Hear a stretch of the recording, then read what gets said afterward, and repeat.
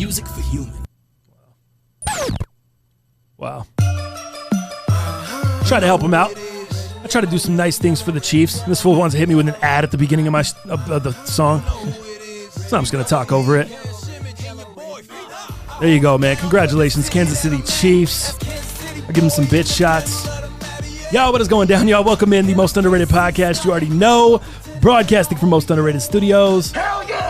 I am your man, Thomas the Franchise, the homie Dow Palantonio, chilling across from me. Congratulations to the Kansas City Chiefs, man. Super Bowl 54 champions last night. And before we get into that, we got a ton of Super Bowl talk, obviously. We'll get into all of that, the good, the bad, the ugly. But before we do that, a terribly snowy day in the Mile High. And you, I noticed, did not drive your new car here, Dal. How you doing, man? You're back to the 4Runner all of a sudden. You got the new car. You drove it for a week, and now you're done with it. That's what Robin said. You sound just like my girlfriend this morning. Yeah, I noticed that. I saw you whipping it in today. I was like, okay. Yeah. It got a little, just because it gets a little precipitation, he's done with the Forester. Like Subarus aren't good in the snow or something. Oh, they're fantastic in the snow. You know what? Today, I call it Tech Monday. I needed a little bit of tech. The Subaru has no tech. Right. Absolutely zero. Stock deck, no tech. Needed a little bit of tech after that, I would almost say blowout last night. That comeback blowout of the Chiefs, man. But congratulations. After 50 years. Yep. Long time coming. Big time, big shout out as everybody gets in here in the chat. Big shouts out to all the Chiefs fans, especially my man AP. That's why I'm playing this song. He's been sending me this song for about 3 or 4 weeks now since the playoffs started. So that guy was in my DMs like a woman. Was he? Oh yeah. Gosh, yeah. Oh yeah, I thought I was gonna have a hookup last night. For God's sakes, what the hell was going on? It was that bad? Oh yeah, he was deep in the DMs last night. For real. He's probably not gonna join us today because he's probably so hungover. I mean, after 50 years, I mean, you know, the guy probably bet the farm. He probably bet his girlfriend. He probably, he bet the world last night. Right. Hopefully he's rich. No shit. T-Mobile up in the chat. What's going on? Misha's in there. Anna Choff, St. Skinner. How you guys doing? Yo. You got to tell Teddy to stop doing the podcast at the same time. I know. Like we've been in this slot. Like we've been running this slot. Yeah. From this state. That's just what we've been doing. This is the Box State slot of the Most Underrated. So, I'm not gonna tell anyone how to do their show, but at the same time, we can't move in our show either. Yeah. Don't they usually snowboard and then do their cast? I know. Yeah, something like that. I thought that was the system. Hit the mountain and then come down. Yeah. Yeah. The hell. Super Bowl Sunday, man. Did you guys see George Masvidal there? Let's just kick off the show. Did you guys see Jorge Masvidal playing the Spanish, doing some Spanish flamenco? Yeah. In the what was it? Like the opening. Yeah. The opening like pre-show. Did you see that? No. It wasn't Jorge. It was Dan and Shay, that country group. But Doug, I tweeted out a video. If you didn't see on my Twitter, go look at it. He looks just like Jorge Masvidal. Yeah. And then if you go to Jorge Masvidal's Twitter, he actually came out this morning and thanked everyone because I'm sure he just got bombarded with tweets. He's at GameBreadFighter on Twitter, and he posted the picture of the dude. I don't even know. Is it Dan or Shay? I don't know which one is which, actually. I don't know who's who in that group. They're both incredible, so, Yeah, whatever. they had won some Grammys. But I couldn't get that out of my head. I was like, this guy looks like Jorge Masvidal. I'm going to say it's Shay. Shay, that looks like Jorge Masvidal. Okay. There we go. So a little red and yellow for the Kansas City Chiefs. Good stuff. That's a little stretch. What? This guy? Let me see. Yeah. now type in Jorge Masvidal. Pull up another tab. And type in Masvidal without the cornrows, Jalal. Not like this. Full tap. Oh, does he have a picture? Yeah, Dude, bro. Oh, like yeah, that? bro. That is not a stretch. That is not a stretch. Yeah, type it in right now. Pretty right legit. now. Bring it up on the screen. That's a stretch. This guy. I thought my hair was looking pretty good today. You know what I mean? I combed it for the cast. Yeah, but it does. But Shay's hair looks incredible. Yeah, I like the mullet. I like when you have the mullet. like Super rowdy. Turn it this way, looking real tight. All his pictures got the rose, man. Or he has like this butch, like it's looking short good. haircut. There I got one. Yeah, you gotta find. Come on, there's got to be some pictures before he gets rode up.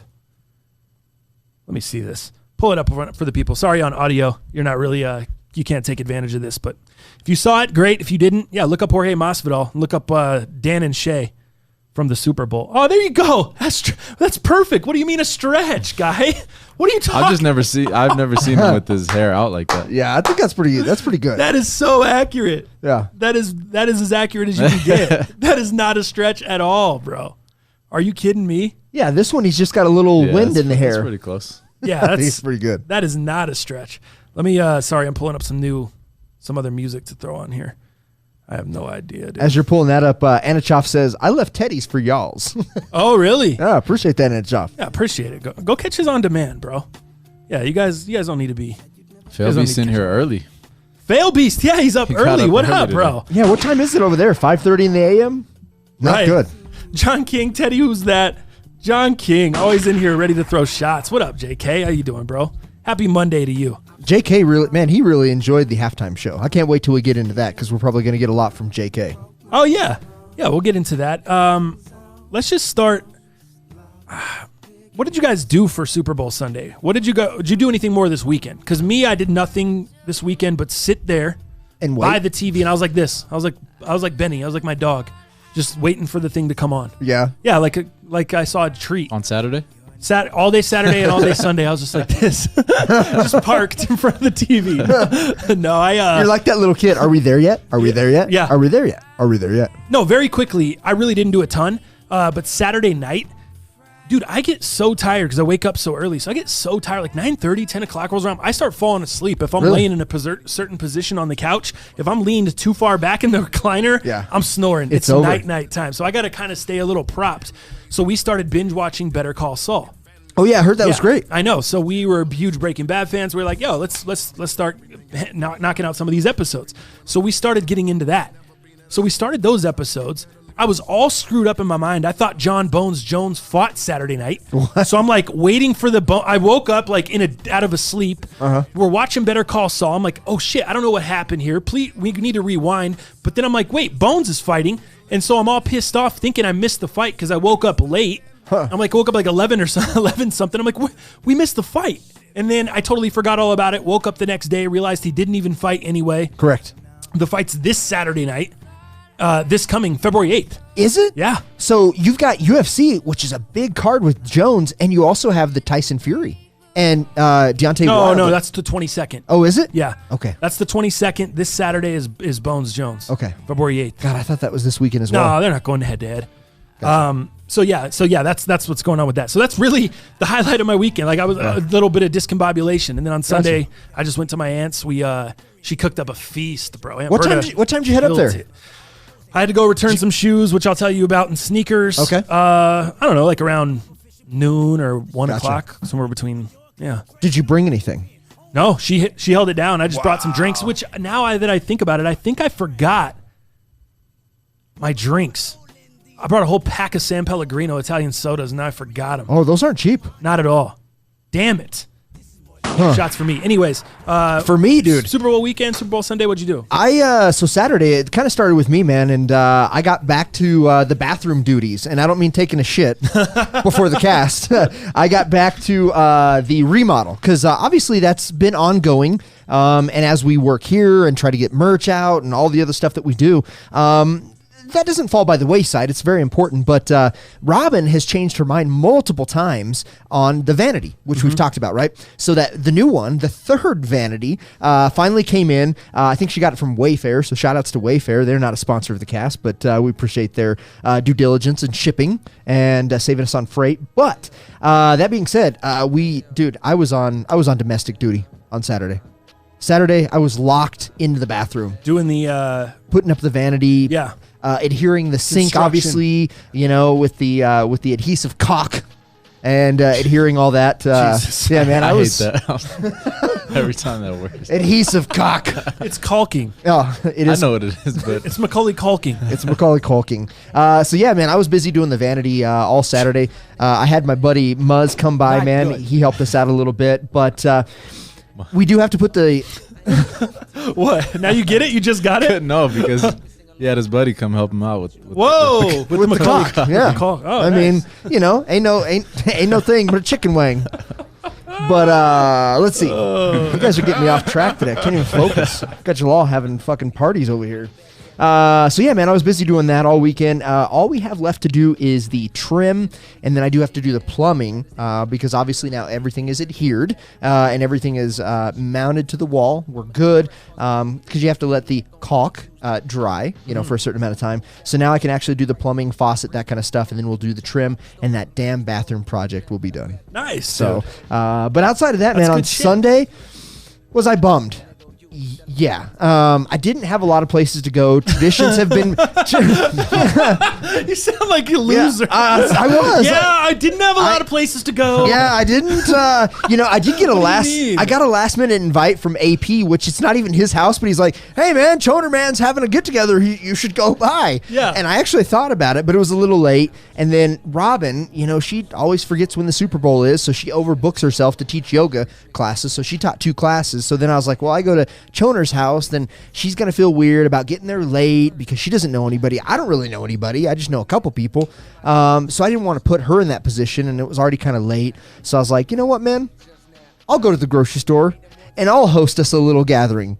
And the gathering, Robin and I. Nice. That's dude. what. That's what it was. So I had Congrats, chips, man. dips. We had the wings. We had the pizza, and we didn't order pizza. I actually made not a homemade pizza, but just kind of like a take and bake kind of Yeah. thing. Did that and got some soda pops. Got us some Truly, some of those sparkling drinks. Yeah, yeah. I don't know much about them. I don't drink them. Robin does, but yeah, man, we just kind of kept it chill. Had the dogs next to us, and yeah, that was kind of my day/night. But all Sunday, I was just like you, like little Benny.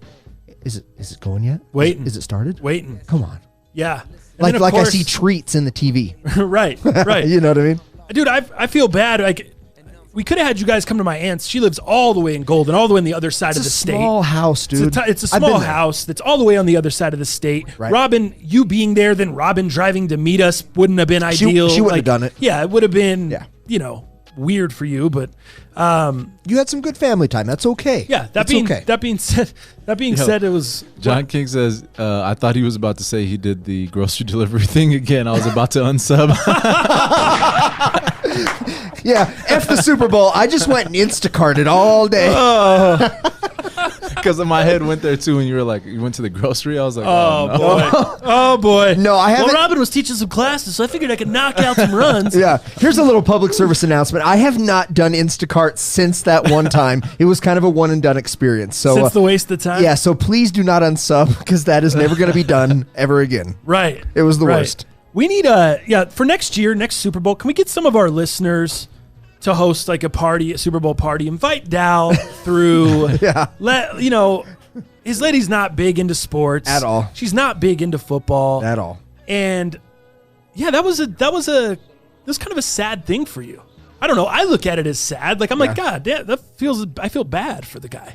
You know? It's okay. Those things happen. Like Because you're like, well, you're telling me, you're like, well, all my friends aren't even really into the games that much. All this, Yeah. it made me feel like you literally had nobody to watch the game with and nowhere to go right. before this. Muzzy and Nakia, when I'm hearing about your weekend. Yeah, my best bud Muzz, he's not really into football. Mueller had some things going on. That guy's always working. You had your thing. It just is what it is, man. I guess Jalal and I could have hung out. Wouldn't have been a bad thing. But yeah, a lot of my friends, man, even my family. Like I could have went up and saw my mom. Dude, the only time she'll watch the Super Bowl is for a halftime show and or if the Broncos are on. Otherwise, she couldn't give a shit. Like, Really? I was raised in a non-loving sports home. It's amazing the love that I have for sports. They loved watching me, but dude, there was never any sports shows on until I was like in my teens where I chose and I took over the TV. So kind of odd how that all worked out, but a lot of my friends and family just aren't into it. So Right. some of these times, and I had the same tradition for about 7 years going on. So you lose that tradition.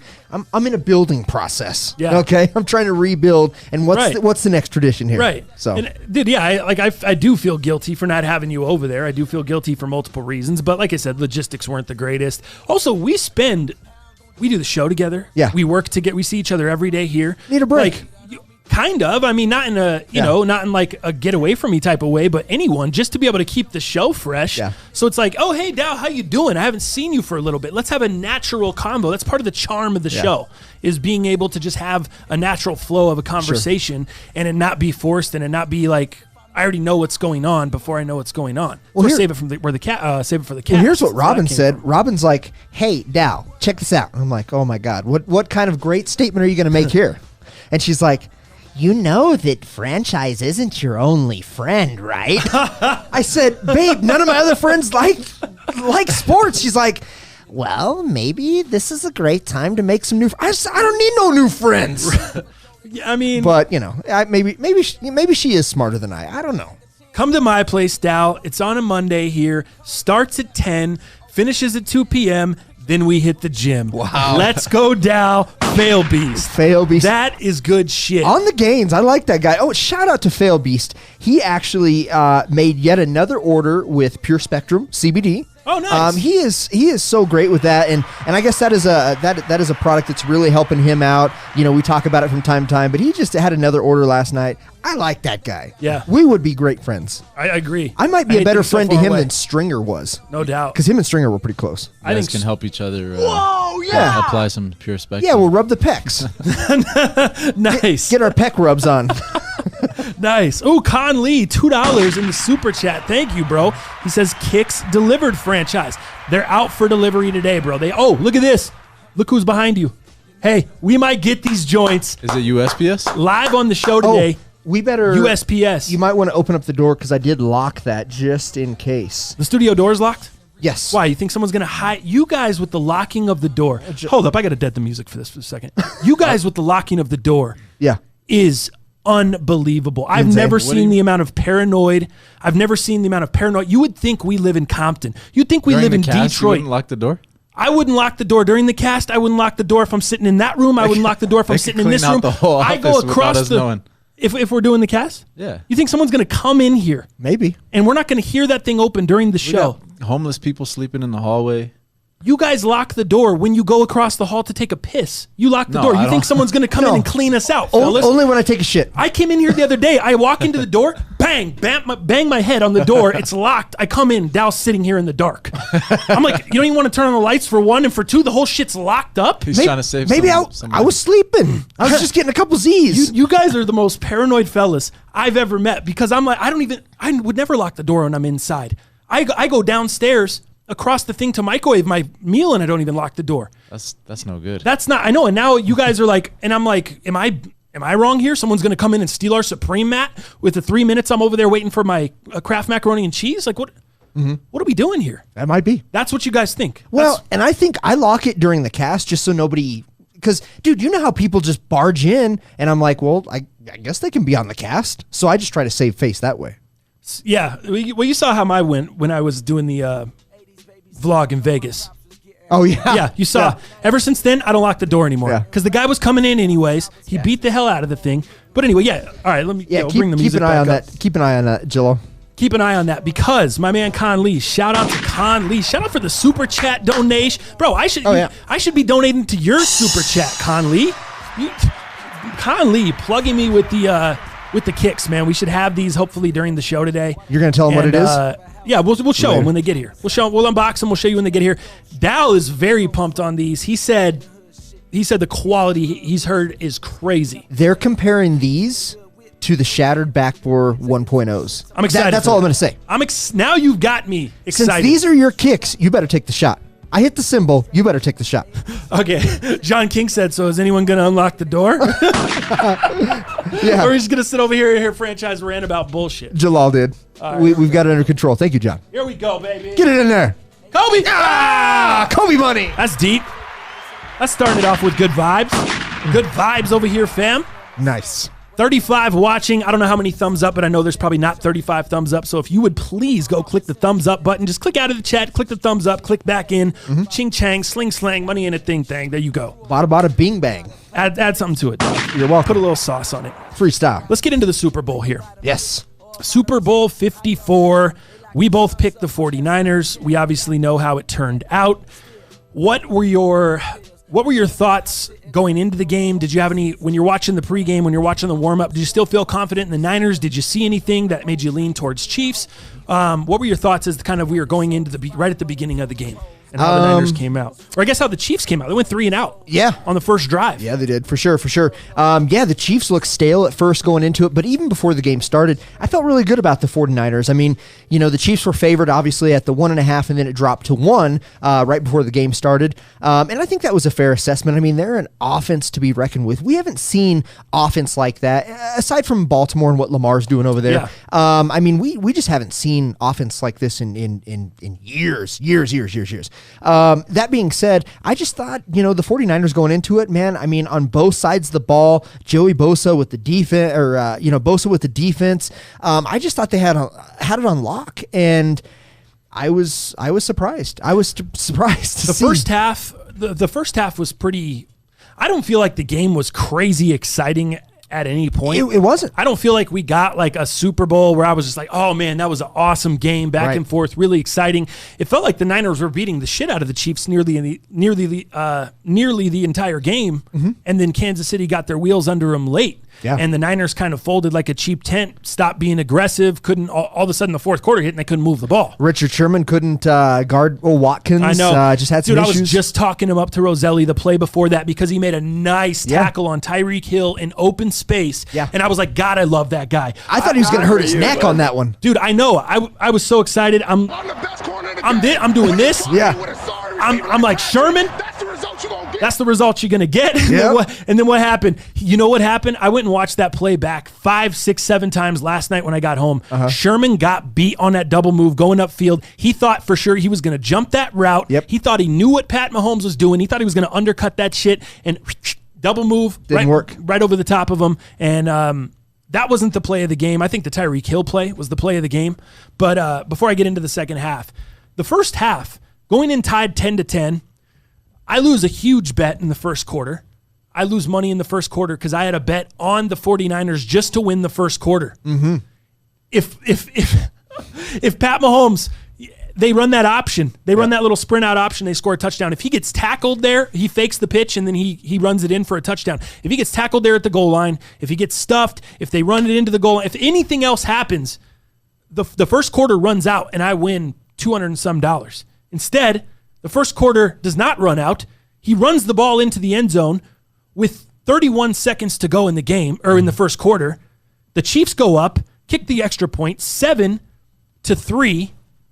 Now, in the first quarter, where it was looking like I was going to win this bet 3-0, Niners were going to be up 3-0, end of the first. Instead, they're running it down there. They're going for it on 4th and 1. Nonsense, right? Nonsense. Yeah. Yep. Anyways, got killed there. But the first half, it seemed to me like, here was the story. Eric Fisher was holding all night, but particularly he was holding the lineman for the Chiefs. He could not guard Joey Bosa, and they didn't call. I don't know if they called a holding penalty on either team the entire night. I don't know if the refs even knew what a holding call was because they were just letting that guy. He was grabbing him around the neck. He was holding him. He was pulling him to the ground.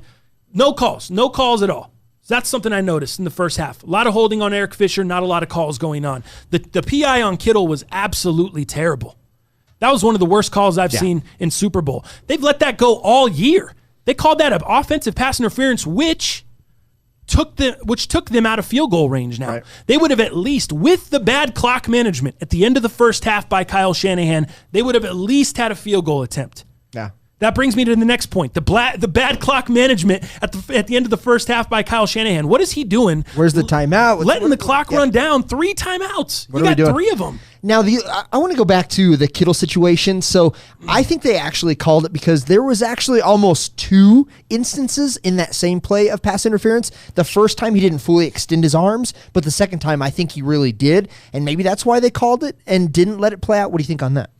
I think the ball wasn't in the air, so they should have called something else. Because if he extended while the ball wasn't in the air, it's not offensive PI. Right. So that's a totally different call. We're talking about something else. That's my opinion. I don't know. I looked at it and I saw Kittle getting separation. I saw them both hand fighting. Sure. That seems like natural hand fighting that happens all the time. That wasn't crazy pass interference to me. Yeah. So that took 3 off the board, or an attempt at 3 off the board after the bad coaching. It definitely wasn't New Orleans and the Rams PI. Right. That wasn't actually called. Yeah. Right? Yeah. So then we go into this. Then we go into the second half, and really, not a lot is going on. throughout pretty much the third quarter. We're getting down to about 5.5 minutes left in the third quarter. The Niners have kicked a field goal to go up 13-10 when this happens. Now, 3rd down and 12. Mahomes fires, pass, picked. Warner got it for San Francisco. Interception, Fred Warner at the San Francisco 45. They get the ball.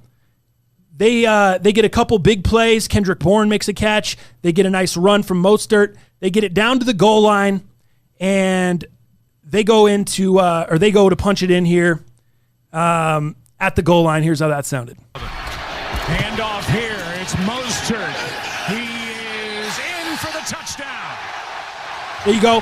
San Francisco touchdown. This takes us to 20-10 in the third quarter. At this point in the game, 20-10, Chiefs get the ball back, and then this happens. Turns it into a big game as he. Sorry, this happens. There you go. Mahomes pass behind and picked. Intercepted by the 49ers. There you go. Another Pat Mahomes interception with 11:57 left in the fourth quarter. So the 49ers not only have a 10-point lead, they've got possession of the ball under 12 minutes to go. This should be, you know what I mean? This should be game time. Elementary, yep. This should be a wrap. This should be what are we doing here? And the second interception by Pat Mahomes, he's cleaned up a lot of mistakes from his, not his rookie year, but from last year to this year. He's cleaned up a ton of mistakes. Hasn't had nearly the amount of interceptions. No interceptions in the playoffs. Everyone was saying, hey, Pat doesn't throw picks in the playoffs. He throws 2 here in the second half with while the other team has the lead. These should be nails in the coffin, especially with the defense like the Niners have. Yeah. That's just bad by the 49ers. I Bad agree. by the 49ers. And then whatever you want to say, you can make any excuse you want. There is no excuse. The Chiefs beat the shit out of you at the end of the game when it mattered in the second half. And that's what mattered. That's what happened there. So Patrick Mahomes throws that pick. And then this is what I think is probably, like I said earlier, the turning point in the game. This has got to be the game changer. And that one sounded like this. Launches down the middle. Hill open. Caught. And that was right after the penalty from Hill. Yeah. Or not even a penalty, excuse me. It was an incomplete pass, Yep. right? That was right before that. Yep. Damn. Then, right after that, immediately, they run up to the line quickly. You remember the Chiefs run up to the line quickly. They try the deep shot to Kelsey in the end zone. Face guarding, pass interference. Dude, the defensive back's running down the field with he has hands in the face. And that was it. That was the end of it. Pass interference. Hits him a little bit early. I think I'm fine with that call. No big deal there.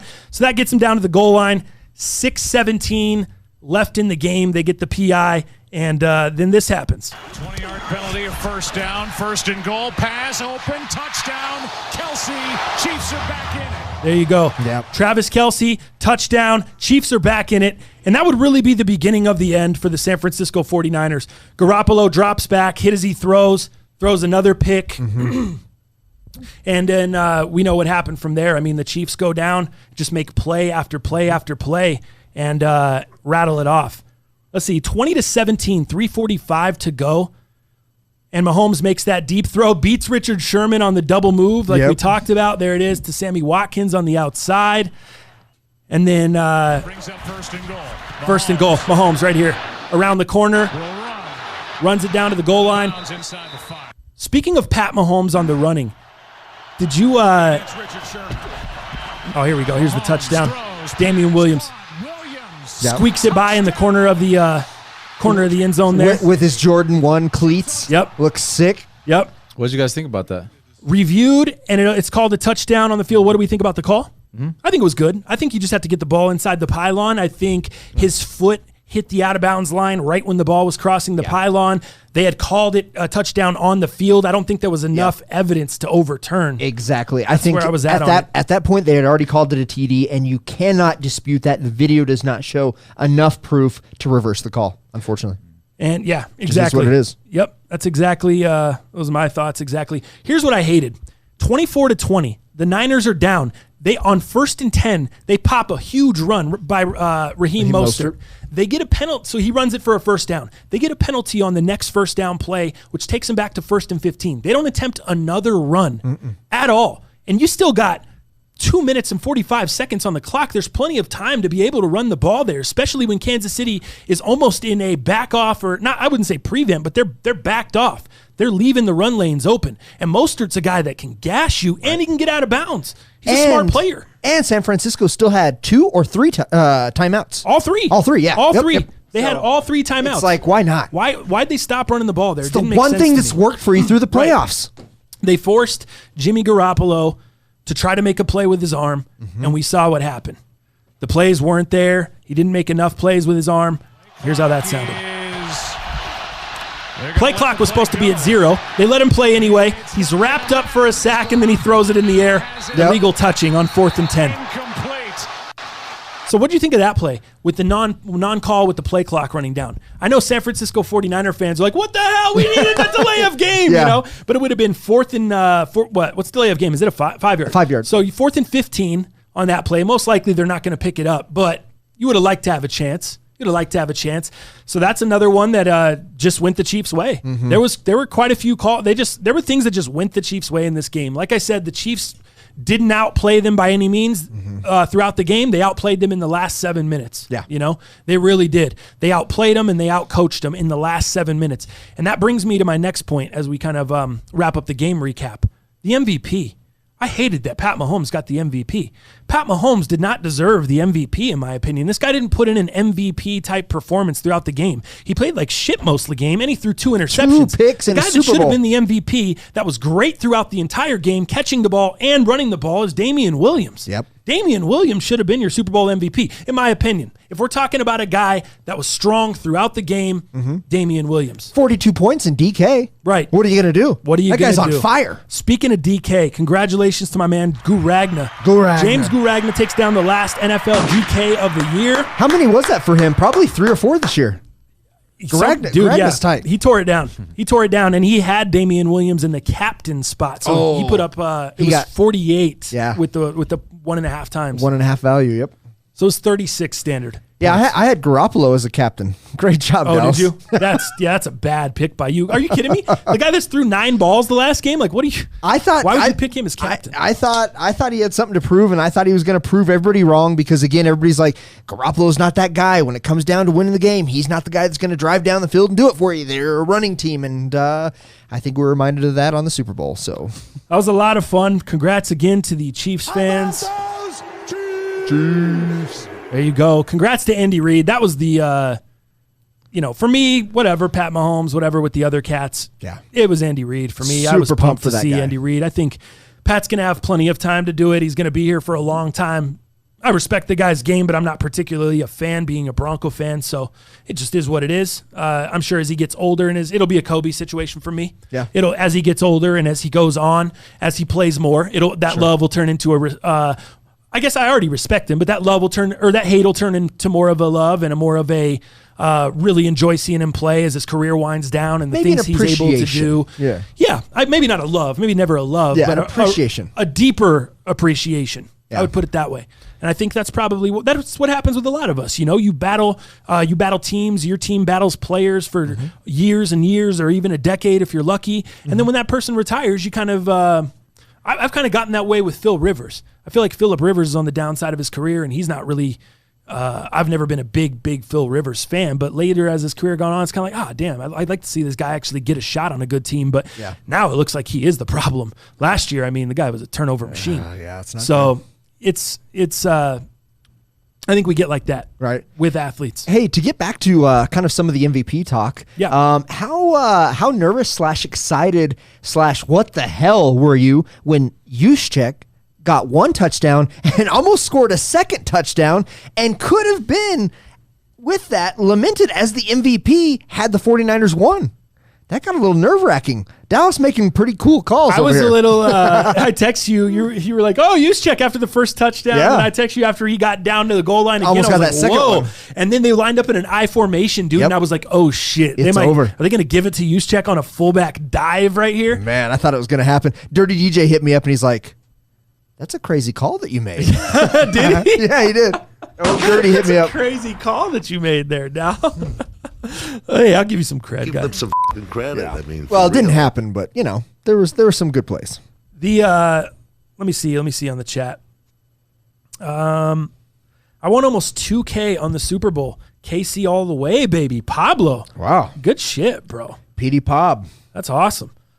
Chiefs, easy money. A lot of people on the Chiefs. I guess Vegas did very well, so it doesn't seem like everyone was on the Chiefs because I think a lot of money came in on the Niners. I should have put some money. I called it right last episode. Yeah, you did. You went against us, and that's been a valuable pick. If going against me has been very good in the playoffs. I did terrible in the playoffs. Speaking of that, Misha, you tied. Congratulations, Misha Moustakis tied Dal Palantonio in the Balto Playoff Challenge. So we're gonna add up the entries, how many people actually paid and all that shit, and then you guys will just split it 50-50. So we'll just send you half of what it was, and then Dal will keep the other half. So congrats, Mish. Misha's going to be rich. There you go, bro. Good shit. Chiefs made that comeback. I knew Jimmy G wasn't going to perform under pressure. That's what I was saying, man. I hate the fact that the Niners, you haven't made Jimmy G do big-time shit all year. I guess outside the New Orleans drive, he had to drive him down at the end of that New Orleans game, if you remember that one, at the end of the season. But outside of that, they didn't even have to get a touchdown. They had to get in field goal range. And at that time, I was a critic, and I thought, I don't know if he could do it. And he did it. He drove him down, and I was like, all right, maybe this guy's got some ice water in his veins. Yesterday, the stage was just a little bit too big. I think they made him try to throw too much. They tried to rely on a guy that you really didn't need to rely on. And you haven't really relied on the whole season. So I didn't think that was great. Why didn't Shanahan call the timeout at 90 seconds at half? I know. I totally agree. It was like he played this. We used to have a coach that did that a lot in Denver named John Fox. He would just let the clock run out and go into overtime, or let the clock run out and go into half, or the end of the quarter. It's like, man, what are you doing? Like, you're just wasting clock. You got 3 timeouts there. And that to me is kind of like, if he didn't already have 21 points, if Kyle Shanahan had 21 points in the first half up on the board, I would have said, all right, I can agree with that. But you didn't have 21 points on the board. You know you're not going to beat the Chiefs by scoring less than 21 points on the board. You need to be cracking, trying to get to at least 21 points, because the way that they were going to have to win that game, it was going to be a 21-17 type game, a 24-21 type game. That's the only way the Niners were going to win. Yeah. If it got up over 21-24 points, you knew it was going Chiefs. You knew it was going Chiefs. For sure. And that's exactly what happened. Check out this comment by Failbeast. Niners were never going to win because they have an Aussie on their team. 4 Aussies have tried and failed to a ring. Kiss of death. No shit.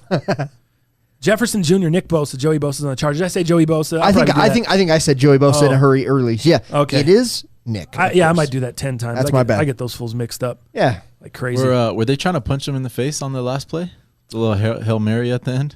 Which play? They had the very last play. They just like launched it up. Oh no, I don't think so. I think they were trying to waste that clock. 5 seconds. Yeah, because there's 5 seconds left. So Mahomes ran backwards and just chucked it up to the sky. Yeah, and by the time it came down, it was like 2 seconds, 1 second, and then it was over. Yeah, it was. But dude, if that would have been in bounds, if he wouldn't have thrown it out of bounds, Robinson would have ran right underneath it. Robinson was out there, and that guy, you know Demarcus Robinson's speed. Yeah, for sure. Keith Crum, I'm a Niners fan, didn't think the call on Kittle was that bad. He definitely had his arm fully extended. I agree. I think he had his arm extended, and that's why they got him. But it wasn't like the arm was extended and the push was crazy. Not to mention the other guy's arm was extended his way, and his arm was on his arm. So all I'm saying is, yes, could it be called? But have we seen that called more often than not this year? I think they let that play on. I think more often than not, especially in the playoffs and in the Super Bowls, with the lack of holding calls that went on in this Super Bowl, they were definitely letting them play. I think that was a, hey, let them play type of moment. Right. That bit, at the end of the half there, getting into field goal range, I mean, it could have, I see it both ways. But I'm saying I think that they've been letting him play. Yeah. When the game was earlier in the game, I thought, for DK, I probably should have put a kicker in my captain's role for a little bit. I was getting a little nervous. I was like, uh-oh, man, maybe I should have put Butker in there. Yeah. You know what I mean? Did anyone actually think the field goals were going to win that game? What a choke job by the coaching staff. Yeah, Vitz, dude, I see you, bro. I see you over there, dude. I totally agree. That's what I was on Kyle Shanahan's head a little bit. I think that was conservative at the end of the first half and conservative towards the end of the game when they stopped running the ball just because it was under 3 minutes to go. The first crack, dude, Mostert ran it for 8 yards. Then they picked up an easy first down to start the drive off. And then all of a sudden they get the penalty. They go back 5. Ridiculous, man. Ridiculous, bro. Ridiculous. Let's move into that's what I wanted to hit on. Speaking of Pat Mahomes and the rushing and all that shit, did you know Pat Mahomes was that was a huge bet for a lot of people, the rushing yards. I've made the point on the last few casts that we've been talking NFL.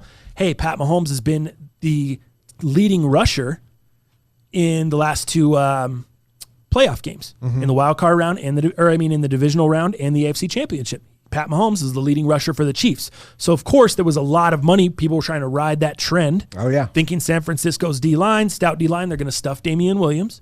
So Pat Mahomes maybe has to get out the pocket, make a few more plays with his legs, extend the play. And so the over-under opened at 27.5 for Pat Mahomes rushing yards in Vegas. Quickly, only a few people got it that low. Only a few people got it under 30 because it shot up to 36.5 rushing yards. So you could choose. So that's what it closed at by game time, around 35, 36 over-under rushing yards for Pat Mahomes. Do you know how that turned out? Let's see. 36.5. Probably under. Was it under? It did turn out under. Uh-huh. Let me tell you how it happened. This is probably going to lead Scott Van Pelt's Bad Beats segment this week because this is one of the worst. This is one of the worst right here. So check this out. Over under, like I said, most people got it around 35, 36 by game time. With the Chiefs leading 31-20, 57 seconds remaining. Pat Mahomes had 44 yards. Entering their final possession, 44 yards going into it. He ends up taking on the final possession. You remember he takes a couple knees and then he takes that crazy one where he runs backwards like 7 yards and then drops his knee all weird. It was weird. Remember that?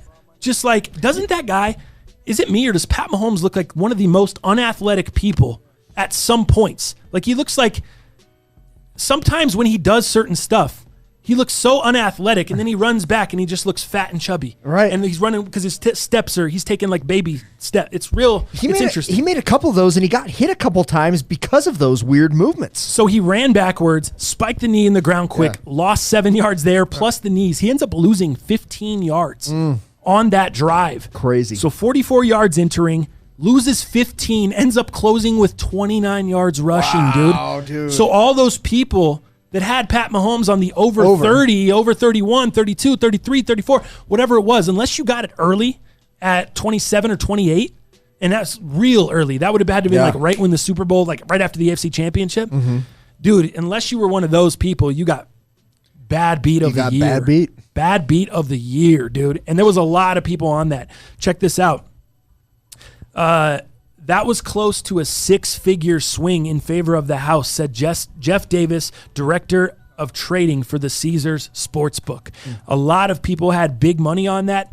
One of the propositions that William Hill offered, this was also available there, 75% of the bets and 68% of the money wagered on that prop was on the over. Wow. How crazy. That just goes to show you. Just raked, bro. That's Just where raked Vegas made a lot of their money. on those kneel downs at the end, dude. How crazy is that?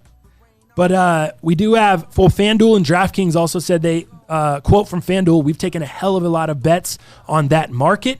John Sheeran, director of FanDuel, told ESPN, in fact, our handle is nearly 3 times as much as what is bet on his passing yards, which is really interesting.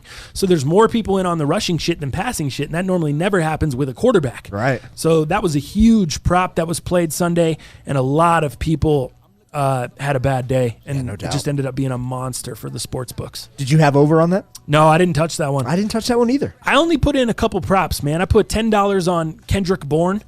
I thought Kendrick Bourne might be a hidden weapon. Maybe that could get him like 6, 7 catches, 8 catches. So I had him for 6+ catches and to win a couple hundred. What, two big catches? Yeah, underneath. There were bigger catches on a big one on 3rd and 8 over the middle. Huge. And then the other one I had was Damian Williams, 7+ receptions. I thought they were going to use him a ton as a dump down because I really thought the Niners would come with a better game plan to contain Pat Mahomes on the edges. And I guess they did that until the end of the game, but that's all I remember. The last 7 minutes, you didn't contain shit. Well, you know what? That's not true because he had that long run down towards the goal line where he got popped and fumbled. Remember that? Oh, yeah. He fumbled it backwards. He had the first down and lost the first down, and that's where they had to go for it on 4th and 1. Right there, they picked up the 4th and 1, and then they scored the touchdown. Yeah, dude. So I guess they didn't really have a game. The guy was running on him throughout the game. So but there you go. A lot of people pissed off. Yeah, I had the prop On bet that on one. the. I had the prop bet on the Gatorade color. I was wrong, Did you? but I connected the dots. So I took blue, but then I started to think about it, and I almost changed my bet at the end. And I was like, orange ended up being obviously the color. And I think when I was going to lock it in, it was about plus 450 last night. And I think it was as high, at the height, it was like plus 700, 750. But I was going to lock it in and change my color from blue to orange because I was thinking, damn, they're in Miami. So I'm starting to think about Miami. A lot of sunshine. You know, the Miami Hurricanes on the orange grind. I'm like, orange kind of makes sense. It's not the team's colors. You would think red, but you never see red Gatorade. But I was like, man, maybe I should change it to orange. And sure as shit, plus 450, when I could have locked it in, it was orange and not blue. Right. There's my bad beat. We did a prop sheets yesterday at Did my you? aunt's house. Okay. I printed out prop sheets. We did $5. Everyone put in $5, filled out a prop sheet. Whoever got the most correct won the whole pot, right? Nice. So the Gatorade color on there, they offered clear or water, Sure. red or pink, yellow or like green or lemon lime kind of shit, orange or other, or none. Those are the options on the wow. prop sheet. I took red/pink because I'm assuming both teams being red. You know, I don't know. I'm just trying to play the odds here. Sure. Of course, I lost on that. There was a ton of other nonsense I lost on, which I thought I won. So how this worked? My girl was chilling with her family. She filled out a prop sheet before and sent it over to me on text. So I had it included with ours. We go through the list. We're doing it. We're going down the line. We're checking all the answers. Me and my cousin Ariel, we tie at 10. We both have 10 correct. So we flip a coin. She calls tails. Heads it is. There's your boy. Scooping through, taking Nice. the whole pot. Not so fast, my friend. Uh-oh. I'm like, there's no way. My girl was getting killed in the first half. I checked her the first half of the prop sheet. I was like, oh my God, she got like 2 right. Yeah. This is terrible. From the halftime show on, she runs a Pat Mahomes style comeback and annihilates. And I'm adding this up and I'm like, no way. No fucking way. She gets 11. I'm like, oh my gosh. She comes back and hits 11 on the prop sheet contest. good. Takes the whole pot from me, from your Wow. boy. And she not only doesn't watch football, she wasn't present at the party. None of that. She's scooping the pot from everyone. She didn't win no coin flip. Unbelief. Right. She won it on the prop sheet, though. Yeah, it was like, the over-under for Demi Lovato, national anthem. Yeah. Dude, I swear to God, about 4 words in, I said over 2 minutes and 0.5 seconds. So 120.5. So she just had to go over 201. Okay. Dude, she started out the gate ripping. I looked at Roselli. I go, oh, dude, she's flying. Yeah. I go, she's flying. Do you have the over? And this guy starts choking, laughing because he thinks I'm joking around. I'm like, no, she's freaking flying through the thing, dude. She's going so fast. Yeah. She was wrapping up the anthem by like a minute 30. 30 seconds to spare. She held out the last note for like 15 and got her to like a minute 45. Yep. I was like, wow, she wasn't even close. She crushed that one, dude. Yeah. So that was one of them. Just a whole bunch of that stuff. Which songs will J-Lo perform first? What will Shakira perform first? Will Enrique Iglesias make an appearance at halftime? Dang. Will J-Lo show butt cleavage? That's on there. So, yeah, just all kinds of fun stuff. So I saw a lot of cleavage last night. congrats to my lady for taking it home. Yeah. Taking home the chip. You saw what? I saw a lot of cleavage last night. You and Andy Reid both. Did you hear Andy Reid? Let me play you this clip from my man Andy Reid. Yeah, Andy Reid getting on. Getting it in after the Super Bowl here. Good for Andy. Wait, let me see. SpaghettiOs. Do you think he brings cheeseburgers to bed with him? Oh, hold up. Let me turn down my music. Just a second. Sorry. I had it timed up. There you go. I'm going to go get the biggest cheeseburger you've ever seen. Prime, the biggest one. And might be a double. Might be a double. It's definitely going to be a double, Oh, that's Andy. good. Yeah, for sure. There's no way that's not a double, buddy. There's no way. There was another one. Damn it. I might have lost it. Shit, did I close out of it? Let me play this one. Yeah.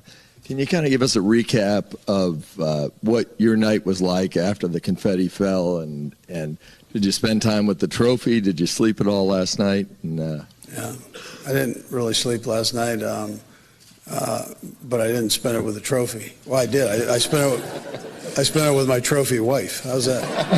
Yeah. Nice one, Andy. Everyone starts clapping. I listened to Pitbull. That's what I did. Uh-oh. Mentirosa. Yeah. So he was unbelievable. He's got great endurance, man. I'll tell you. Unbelievable endurance that guy has. What do you know about that, Jalal? Why is he talking about his endurance? Was You he want- performing somewhere? Well, here, let me show you really quickly. Let's. Where was Mr. 305 at the bowl, man? Here you go. Here's why he's talking about his endurance. I think you had a hug with Patrick pretty quickly. Do you recall what either you guys said to each other, and what was it like to get with Tammy after the game? What was it like to get with Tammy after the game? His wife. I've been getting with her for about 40 years now. So. Every day is a special day. I'm telling you. I call her my girlfriend for that reason, Vahe. So you never lose interest if you do that, right? You guys out there, I'm your girlfriend. You always do special things for them. So it was, I appreciate that. Patrick, I don't know what we said, but it was good, and we were probably just goo-gooing over what just happened. I don't know, but it was. I mean, that brings it out in you, Vahe. There you go. So that's why, bud, because he was getting on his wife. In the words of Brock Lesnar, he was getting. They've been getting together. That's what he said. Yeah. We've been getting together for about 40 years. 40 years. You So- got to call her your girlfriend, so you do special things for her. Well, I mean, Never your Tammy, wife. Been getting together. Like to get with Tammy after the game? Yeah, that was great. I've been getting with her for about 40 years now. So every day is a special day. I'm telling you. I call her my girlfriend for that reason, Vahe. There you go, bud. And he gave a little love tank advice. Yeah. Who knew Andy Reid? We got to get Andy Reid on the show. Did you see that love tank advice? Hey, you keep calling her your girlfriend, makes you want to do special things for her. You think his wife's offended by not being called his wife? Probably not, because she's getting all these special things. Nah, she's probably calm as a cucumber. Yeah. Calm as a cucumber. After 40 years, it doesn't matter. Right, exactly. You know? That was good. That was good shit. That's some good sound. Here's some more sound from the post game here. You are Super Bowl champs. Travis Kansas Kelce. City Chiefs. There you go. Hey, you got to fight for your right to Lombardi. Oh, man. Oh, it's so good, Dude, Travis Kelce is like my spirit animal, dog. And he gave the ravishing Rick Rude He did. like strut. If you know old school WWF, if you don't, just go in your Giphy machine on your Twitter and just type in ravishing Rick Rude. I actually You'll see know him- that one. You'll see him hit this. Yeah. Da- He used to come out and basically just let all the ladies admire him. You know, hey, this is for all fellas. I don't care what you think. This is for all the ladies, and the ladies would bust out their cameras and take pictures and all that shit back in the day. Ravishing Rick Rude, classic. R.I.P. R.I.P. to Rick Rude. But yeah, dude, he gave Kelce gave the Rick Rude strut there. I thought that was great. Check this stat out. Teams leading by 10 points with less than 7 minutes to go were 164-2 this season. You want to know the losses? Yeah. The Super Bowl yesterday and the Raiders versus the Jacksonville Jaguars, Week 15, the final game in Oakland. Or Chokeland, Chokeland. because they choked it away. So that's your two. That was a crazy stat to me. Teams leading by 10 points with less than 7 minutes left, 164-2 this season. One of them yesterday, the Super Bowl. Crazy. Yeah, no doubt. Crazy to me. Let's finish up with on the Super Bowl shit. Let's do the commercials, Dow. Yes. What did you think about the commercials? Commercials, they're not always my favorite thing, but they're obviously something to look forward to and kind of see what's going down. So I kind of picked a list of some of my favorite ones. Do you want to kind of start there, or shall I give you some history on commercials? Which would you like? Yeah, go ahead. Yeah. History? Yeah. Okay. So check this out, man. I find it interesting We're gonna hear that Super Bowl commercials, 2020 this year, right? How much does an ad cost for Super Bowl 54? So we can look at do averages and kind of inflation and year over year, how much that obviously goes up or goes down, which it doesn't go down. If we look at this, I have a listing of 1967, the first Super Bowl, for the price of a 30-second ad or commercial spot. In 1967, it was $37,500. Now, let's go in the middle. Maybe let's go somewhere in the 80s. So that was $37K. Now, 82, the year I was born, it's now up to $324,000 for a 30-second commercial. Wow. Now, let's chalk it up to last year, right? Just to show you a little bit of growth from there to this year. In 2019, the average 30-second commercial spot went for $5.3 million. What year was the 324,000? 82. 82. Holy shit. And I'm just thinking like that was a lot of money in the 80s, but it's not crazy. It's not the amount that it's jumped there. 324 from 82 to now. We're talking about almost 30 years later. Yeah. 5.5 million for 30 seconds, huh? 5.3 in 2019. Oh, 5.3. Yeah, and 2020 this year, yeah, it's even went up a little bit more. The average was 5.6 Oh, million. okay. So it went up just a little bit, but that just kind of shows you, kind of what the average ad and what it is. the ratings back in 82.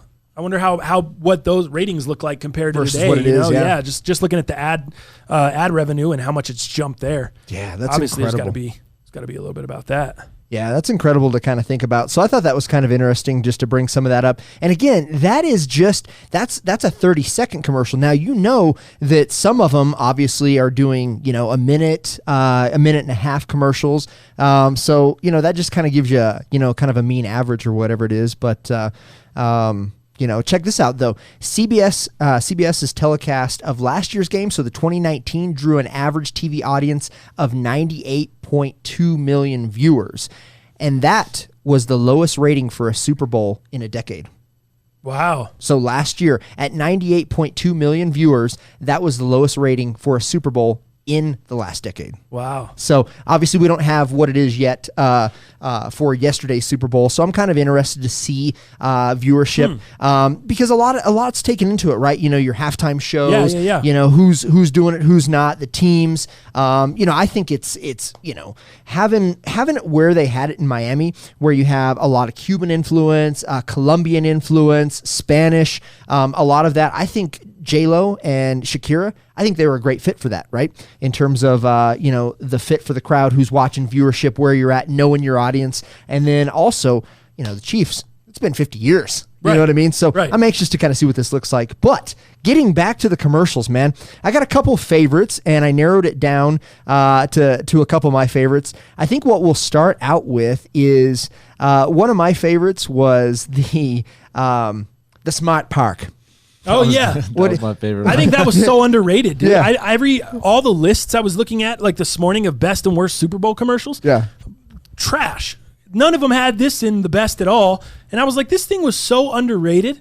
The Smart Pack? The Smart Pack. How terrible was Poppy's accent, though? It was real bad. Peeking out from the window. He was the only guy that couldn't get the Boston accent going. Yeah. He tried hard, though. He tried. Did they all have different voices, though? What do you mean? Because the dude that plays Jim from The Office, that was not his voice at all. No. That's John Krasinski. That's his. That wasn't his voice, though. No. But I feel like everybody else's voice, they were just doing an accent. They were doing an accent. So why was his voice different? I didn't notice that. I don't even watch The Office. I thought they were all. It sounded like he just had Krasinski just had a voiceover, but did it? That's what it sounded like to you. It No. looked like it. Let me pull that up. Wait, so what are you guys talking about with The Office? Why are you saying at first? What were John you talking- Krasinski is the guy that. That's the guy in The Office. I was forgot agreeing his name, so with him, and then I just gave him his name. But no, I thought John did a great accent. And then the other guy, I think his name was Chris Evans, who plays in a lot of the Marvel movies. He's Captain America, for God's sakes. Let's see. Let's hear. Hey, Rachel, how are you? Hey, good. How are you? He's not getting that car in there. No, sir. That's not him yet. No, Look it's at Chris these Evans. two troublemakers. Hey, Johnny, how are you? Wicked car. Is that new? Yeah, it's a Sonata. Let me pack it. Oh, you're not fitting your car in there. Chris, stop being a smarty pants, all right? Somebody has smarty pants. Look who's got Smart Pack. Smart Pack. Just hit the clicker. Car packs Clicker. itself.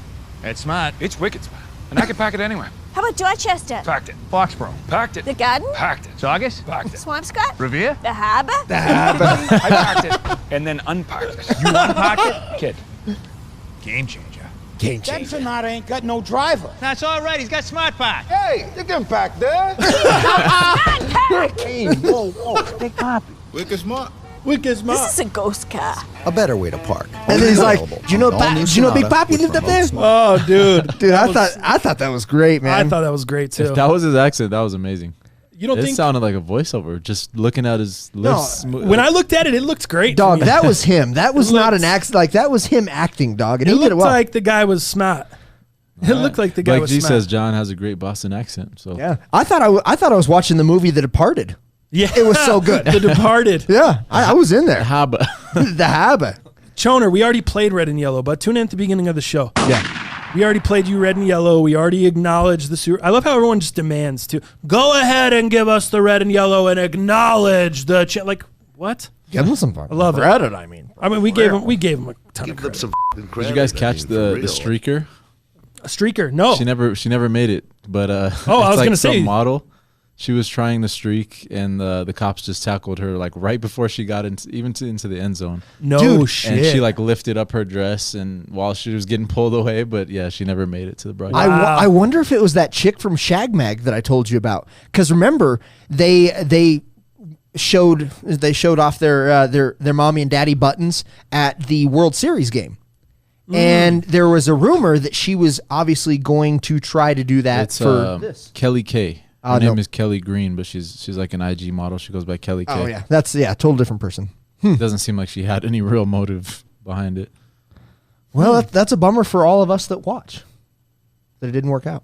But it didn't work out. Yeah. Sorry that it didn't work It would out. have cut away quick anyway. Yeah, no doubt.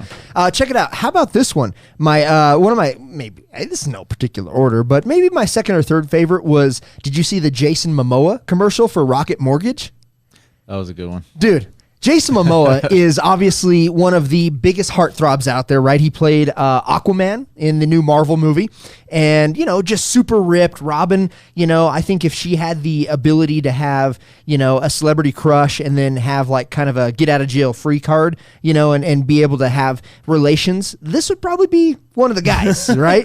Mine might be Halsey, it may not be. I don't know what to tell you. But this guy's ripped. He's got his tribal tattoos. Supposedly, Jason Momoa carries a hatchet with him on the daily, just because. He's a wild What? man. No way. He's a wilderness man. Stop it. Look it up. No. I don't know what to tell you. Al, you've been watching too much of his Jungle show on Apple Plus. I'm just He's saying. carrying it where? Yeah. Just out? No, he just carries it with him. Like some people have a concealed permit for a gun. This is Tucked into his jeans. this is No, guy. stop This I guess guy, like maybe like a baby one, like the this guy carries a hatchet with him on the daily. It's okay. Some people carry a Leatherman. Some people carry a hatchet. that's a little extra. I'm What is he just- gonna do with it? That's interesting. I I mean- just constantly want to try to bury the hatchet with Robin. Okay, but let's get on with this here. So, of course, Yeah, that was one of the best. Yeah, That was one so of the best. so obviously him being ripped up, and then obviously being able to walk into his own home and be comfortable, as they call it. I showed my lady that one this morning. She didn't see it, and I was Yeah. like, "Look at babe, like Jason Momoa." Then I was like, "Look, he takes his arms off, Takes and he his has arms arms off? like me. Yeah. like he looks like me. Yeah. he's just all lanky, And then then him on the bench press. He's like, take it. take it. And then at the end, he finally gets comfortable on his couch and takes off his wig, Takes off his hair, and and he's got a sick ass skullet. Yeah, like dude. one of the best that I've ever seen. really good. So that was a great one. I think another one that I really liked was the Sabra Hummus, where they had many actors, and then of course Ric Flair at the end. Oh, Woo! Well, When they he had him at does the beginning, dip. too. He Oh, started yeah, it for out. sure. Yeah. So I like that one. Another one was the Disney one, where they had the Mars attacks. They had Bill from Bill and Ted. Yeah. Their whole thing, and then the Star Wars, all the ships. Walmart, that for their little pickup service. Yeah. They must have spent a shitload of money on. Yeah, that. I didn't even get it because Roselli was next to me and he's like running all these down. I'm like, I'm a sci-fi guy. Right. Like sci-fi, comic book movies, like any of that shit, I'm out. I don't know anything. Yeah. The Groundhog Day, speaking of not knowing anything, I've never seen Groundhog Day. I get roasted for that. I've never seen that movie. Yeah. I know it's a classic, so I don't really understand fully the commercial, but I thought the Jeep commercial with Bill Murray and stuff like that, I thought that was cool. Yeah, I thought they did a good job. That was getting a lot of hype. A lot of people really loved that one. I didn't hate it, but I didn't get it as much as other people. Right. Yeah, the whole premise obviously is waking up doing the same damn thing every day, right? Groundhog Day. So Bill Murray in the movie and in this commercial obviously starts getting crazy with it and does some crazy shit day to day because he knows that he's not going to be accountable for those things, right? Yeah. Because the next day he's going to wake up and it's the same fucking day. That's the premise. Gotcha. So it was interesting how they did that. So I thought that was pretty good. Outside of that, maybe some opportunities with the Super Bowl ads. Did you see the Budweiser one where they actually celebrate kind of all the typical Americans is what it's called. So what they do is it's basically this championship level pandering in this ad, which features like a gritty voiced announcer sarcastically noting how typical Americans always showing off their strengths. So it has all these images of like heroic firefighters, the women's soccer team winning the championship and celebrating afterwards and having Budweiser. It was just really weird how they were showing all these momentous occasions, but then the slogan was typical Americans.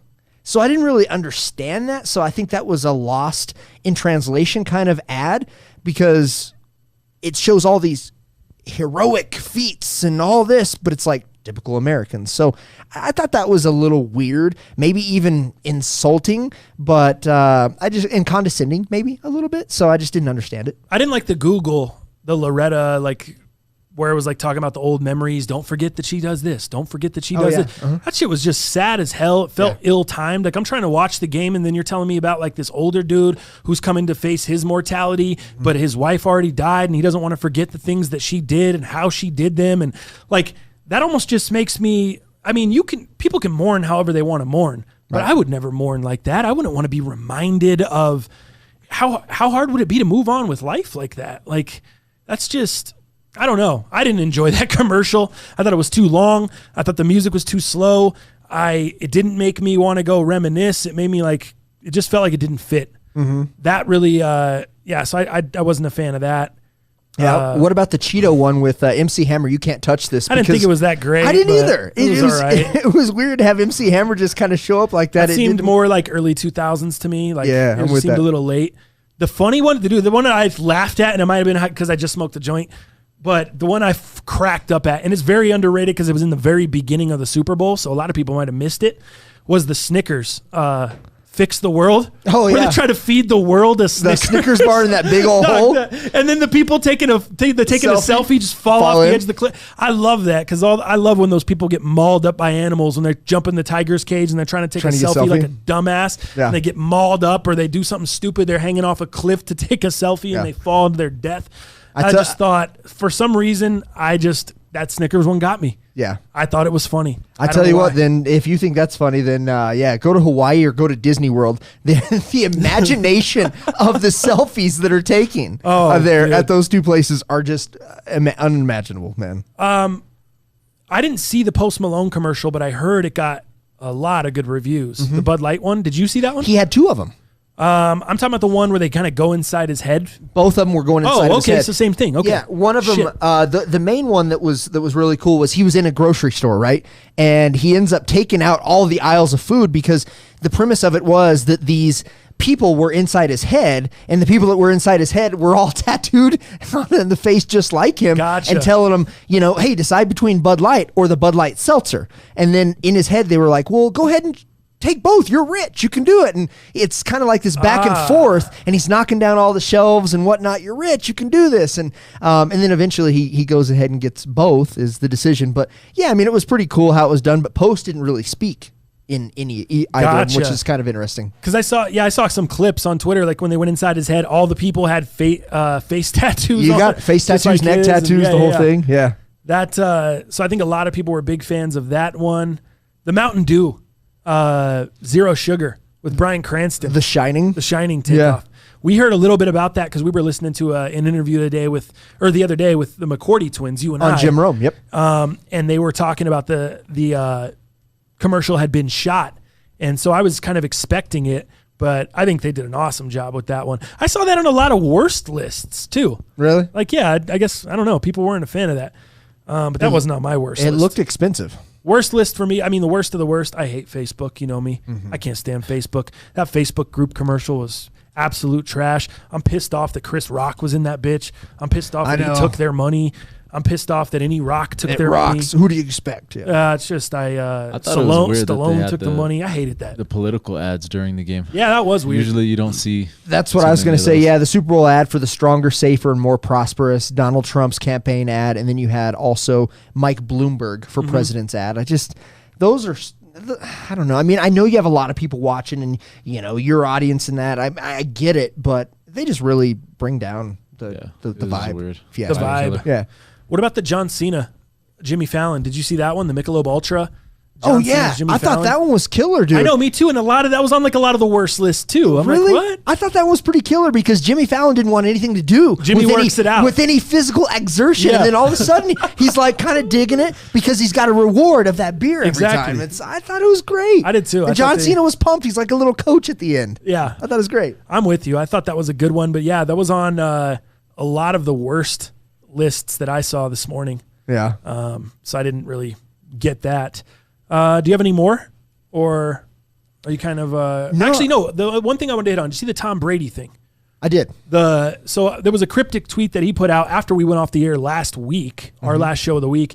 I think he put out a cryptic tweet on Friday that was like he's walking away or something like he's about to walk away. And everyone, of course, was all pissed off because it was nothing to do with him walking away from anywhere. It was a Hulu Super Bowl commercial. Oh yeah. And they've all obviously or famously been paying athletes all year since they've kind of started that campaign. I guess it's probably been a year now since they've had that going where they're just paying a tons of Joel Embiid and different NBA stars a bunch of money, shooting Hulu money has all live over sports. Hulu to promote that they have live sports. Yeah. So I thought that was, clever marketing. A lot of people annoyed by it. Yeah. But just on a side note, I don't think Brady's going anywhere. Well, I got a side note. Did you hear the latest news about Brady? No. So it's Super Bowl week, so there's no reason for the Raiders to be in the news unless, of course, Tom Brady buys property in He ain't Nevada. going- I'm buying property in In Nevada. He ain't buying Nevada. property A in radio Nevada. station in New England reported this week that Brady has bought a home in the Las Vegas area. I've been telling my girl, I've been telling my family, I told Jalal the other day, I've been telling people the economy is on the upswing over there. It's just Yeah. a good investment. I don't think he's going to play ball there. Well, I if think Tom- it's a good investment. If Tom Brady did it, you and I should probably do it then. Yeah. When are they going to have a you were telling me this. When are they getting a basketball team? I think soon with T-Mobile Arena already in place. They already have a hockey team that plays there. Now they're bringing the Raiders there this year. Next Super Bowl, I think, is Atlanta. And then the one after that is Vegas. The And Golden then Knights are having they're off to All-Star game probably. They're going to be hosting out there pretty Do soon. you think a team would move there, or they NHL? just create a new franchise? Well, that's the thing. If you create one, you got to create two. Correct. Because you got to have an East and a West. you can't- you gotta gotta have create two balance. squads. Oh, yeah. So that's why it's easier to just move a squad. I was telling him, no offense to the Sacramento Kings fans, but have you seen the stands up there? There's already 3 teams in LA. There's 4 teams total in California, right? Right. You got both LA squads, Clippers and Lakers. You got the Kings, and then you got Golden State. Yeah. You don't need all 4. Yeah. Move the Kings over to Vegas. They get all the lion's share of all the attention. Vegas. It's a big state, but yeah, the Kings. That would probably. That's make a the most sick ass sense. name too, dog. It already fits the city. The Kings, bro, and change What the would it be, whole Las branding. Vegas Kings? Las Vegas Kings. Yeah. Change their branding to a damn king It'd card. be sick. Playing card or That some would actually shit. be Like, perfect. Doug, what are they doing? We talked about all this. I'm glad we didn't ruin the content because this is great. Hearing it again, I'm excited. Dude, Let's go. This is what I've just been brainstorming. I have no idea on logistics. I don't know what it looks like with ownership. I don't know anything behind the scenes. All I'm saying is just as a fan, looking at the league and looking at the Makes a lot of possibility. sense. You don't need 4 teams over there in the NBA, man. You just don't. I think it made more You got sense than two in Southern, 1 up in Northern with Golden State. That's good. it makes more sense than moving Seattle to OKC. Right. That's what I think. Right. And then you're talking about that too. We're talking about Vegas, dog, the revenue central. And I know OKC, this is nothing that against OKC him. was a weird play. OKC, dude, they've got some. Their fucking- fans are raucous though, bro. I ain't touching that. Yeah, I'm just saying. A lot of people in the chat, Kings to Vegas would be perfect. But Yeah. Lorenzo, Kings just got a new arena in Sacktown though. Did they? See, that's the logistics I'm talking about. That's what I don't know about. Who's even on the Kings? You got Buddy Hield? Is he on there? Is that who's on the Kings? Oh yeah. I think Your boy from OU? Buddy. Buddy. Yeah. Dude, I don't know, man. That'd be a lot of fun. Yeah, that would. Let me hit some of these. Wait, let me see if I have anything more. Damn, they got a brand new arena out there? Yeah, why? I wonder. Yeah, I was like, why did they just do that? Damn, I didn't know. Did you see Masvidal ended up liking my retweet of your tweet this morning, TTF, and then he tweeted about himself performing after that. I saw him tweet about himself performing. I didn't know he liked the tweet. That is sick as oh, Hell man. yeah. Love it. Game bred fighter. Ready to go. Congrats to all the Chiefs fans, man. I know you guys are. How about those I know you guys are excited, man. I know you guys are excited. Let's see. I thought I was going to see a Rice-A-Roni commercial starring TTF and Dow. Nice one, AP. Get AP in here with some shots. Nice. That's funny. Let's see. Let me go down. Post Malone, Bud Light. Oh, dude. Great point, Vitzer. The intro video for the 100 years. Oh, that was incredible. Was so sick. Yeah. I said that. We were watching that with my family, and I was like, man, what a gig that kid landed. Because not only does he get to be the face of this campaign, he's running through all the different cities and shit, then he gets to run out on the field, lead the kids on the field, and start the Super Bowl. That was way good. What an incredible... I want to know whose kid is that? Yeah. Is that someone famous's kid already? Or is this kid they just pluck him out of somewhere because he was a cute kid with the Pat Mahomes style haircut? Sick haircut. He had bleached up blonde. It was fire. Yeah. Regardless, it was fire, and I love that kid got that opportunity. And I wish I knew that kid just because I'm so happy for him because that's a big think about that, man. I thought about it in those kind of things. Like, damn, he landed some legit shit there. He's getting some handshakes from the top 100 NFL athletes, dude, with the red jackets on. Oh, you know the one thing I noticed most about that? What's that? The Denver, you know how they had a kid wearing every single jersey? Yeah. You know who was wearing, whose Bronco jersey was? The kid wearing the Bronco jersey. No, Guess what player it was? I didn't even pay attention. Andy Janovich. What? Number 32, Andy Janovich. We were laughing so hard, dude. Me and my uncle. He's like, maybe it's his favorite player. Maybe he likes him. Yeah, maybe he likes the fullback running up the middle, blowing up nobody. And Ariel's like, hey, the fullback. My cousin, she's like, hey, the fullback's making a comeback. look at Niners, and then Juszczyk goes off. Juszczyk goes off, right? Juszczyk Almost has 2 tutties. I know. I was like, wow. Go figure. It just brought it all full circle. That shit was hilarious. I would have liked to have been a part of that convo. I love that. That was funny. But did USPS is gone. What happened? What's the outcome? No shoes? Nothing was here. Wait, shut up. Check It your was a tracking different real dude quick. today, though. What'd you say? It was a different dude. What do you mean? That shouldn't make It's usually a chick. a different dude. But the chick So always... maybe he's dropping off different types of packages. I don't know. Let me see. Yeah, because I don't think the chick comes... Well, I guess it's already 140. Expected delivery. All it says is it's expected delivery. Today? Yeah. Yeah, so that wasn't him. He was probably dropping off like express packages or something. Yeah. Damn it. We still got... I got all excited, bro. I was trying to get these during the show. We still got time. Oh, man. I'm disappointed, bro. 50 people in here. Thank you guys for coming in, joining us on the live, man. If you guys would click the like button, really helps push our live and push our show out to more people, so I appreciate that. Thank you guys for coming in here. Tops World finally got a live. Good to see you in here, bro. Thanks for catching us. All right, I'm good on, I think, are we all cool on Super Bowl commercials, all that shit, wrapping it up? You guys good? Do you want to do halftime show? And, oh, yeah, I'm so sorry. Thank you, Dow. Halftime show. Let me hit that. Let's hit that very quickly. Gotta hit the halftime show before we go to shoes. Halftime show. Yeah. Besides me losing the prop on wardrobe changes, it was over under 2.5. I took under like a moron. Everyone went over. Not good. Not even close. She was over 2.5 by the first song. I was like, okay. I think we're a minute and a half in, with 2. I was like, all right, here we go. How'd that even Here happen? comes the bullshit. So the halftime show. Yeah. I thought I expected more, but I expected, let me clarify. I expected more guests. Mm-hmm. I was on the floor surprised that I didn't see Khaled, that I didn't see Mr. 305, that I didn't see Pitbull in Miami, Mr. International, Mr. Worldwide. That's what Mr. Worldwide. I call him heard Mr. that International. He had a deal on the line, like he was supposed to be a part of it, and then I guess business wasn't right. Something fell through. Yeah. Okay, that has to be the case, right? But on the flip side of the coin, applause to the NFL for letting those 2 women stand on their own 2 feet. Yeah. Not making them use Pitbull or use whoever as a crutch. They used J Balvin. He came out and did a little bit, but that was it. Little Bad Bunny. And Bad Bunny. Oh, you asked Jalal this morning. I Are they was the like- same person? I said the same thing. I don't even know. I don't know what's going on. Whatever, but yeah. So they had a little bit of crutch shit there, but it wasn't as much as I thought. I expected way more integration of other stuff.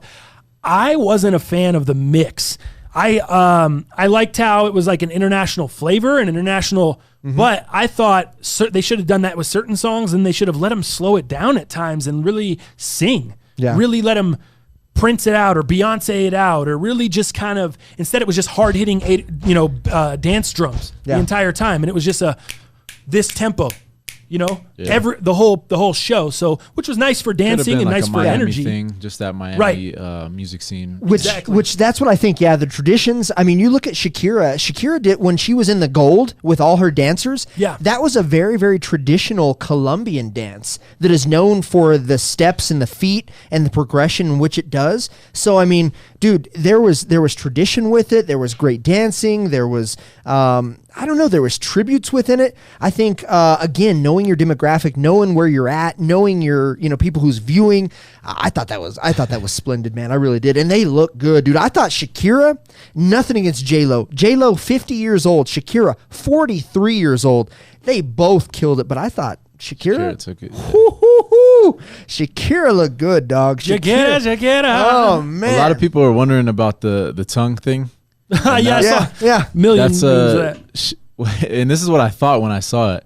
So apparently she's like half Lebanese, and so it's like it's a Middle Eastern thing where they do that with the tongue, but hers wasn't great. It's supposed to flow a little bit better. Can you do it? Can you give us a little? It's like like it's supposed to be. It has like an extension. Okay. But hers, it was just like all over the place. So when I saw it, I was like, was she just trying to do that? Yeah, what's she doing there? I was confused, but that's what it, I guess what it was. Yeah, she had a lot of like belly dancing stuff in there. Yeah, you posted something on Twitter like with the Rugrats with the the dude from what's that show called? The animal show off Nickelodeon? Rugrats. I don't know. I thought it was Rugrats, but animal show. Danny something. I forgot his name already. So I think Jalal said something. I think Jalal said something like when Shakira speaks, and it had this little cartoon guy, and he basically speaks like somebody's gonna know who it is. Like that's all, folks, kind of shit. Yeah, kind of like that. And then Jalal's like, yeah, when Shakira speaks, he posts that. Interesting. I thought it was funny, man. Yeah, so I thought the halftime show was great energy. Yeah. I thought it was good. If you like that kind of music, if you like that flair, if you like that kind of, if you like that shit, it was great. Danny Thornberry. But they did a great job. I didn't see any Danny Thornberry. I don't even know. That's a cartoon. It's like a Nickelodeon character. Damn, I'm too old. Jesus. Somebody said Courage the Cowardly Dog. That was a little bit more accurate. Yeah. Oh, yeah. The Wild Thornberries. The Wild Thornberries. And that was Danny Thornberry. Yeah. Big Head Ted coming through in the chat. Wild Thornberries. Yeah, there you go. There you go. I think Pitbull did the pre-show, St. Skinner said. Oh, lack of Flow Rider was a serious oversight. I didn't even think about Flow Rider. But wow. Especially if you're doing dance shit, right? I mean, that's all that guy makes is dance music. I mean, that wouldn't have gone with them, though. Well, and DJ Khaled was doing some earlier shit, too, on the ones and twos. I think on the pre-Super Bowl stuff. So, I don't know if they just couldn't get the contracts right. It didn't make sense. But both of them were there in their own right. Mm-hmm. Yeah, Bad Bunny, J Balvin, two of the most popular Latin artists right now. Yep, absolutely. Man, absolutely. The no Ricky Martin from Con Lee. Were you surprised by that? No Ricky Martin. For some reason, I thought they were going to shock drop the Jordan 1s, Topps World. We're going to get into that, bro. We are, yep. Hang on a little bit. We'll get into that in sneakers here in a few. All right, yeah, let's... was weird watching it with my elementary school daughters. I could see that. Yeah, I could see that. A little bit of the tongue. You're like, whoa, what's going on there? Whoa. God, I don't know. Shakira with that talent. What if she would have done that and she had the split tongue? Like, how like those extreme like piercing.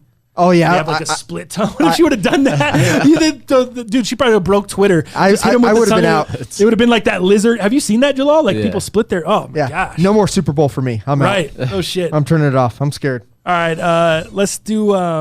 Oops, I got the Super Bowl halftime show playing. Let me turn that off. All right, good. So that'll wrap up. I mean, we might hit on a little bit more if there's anything in the chat Super Bowl wise you guys want to bring up. Feel free. But let's move on to the next segment. It is this.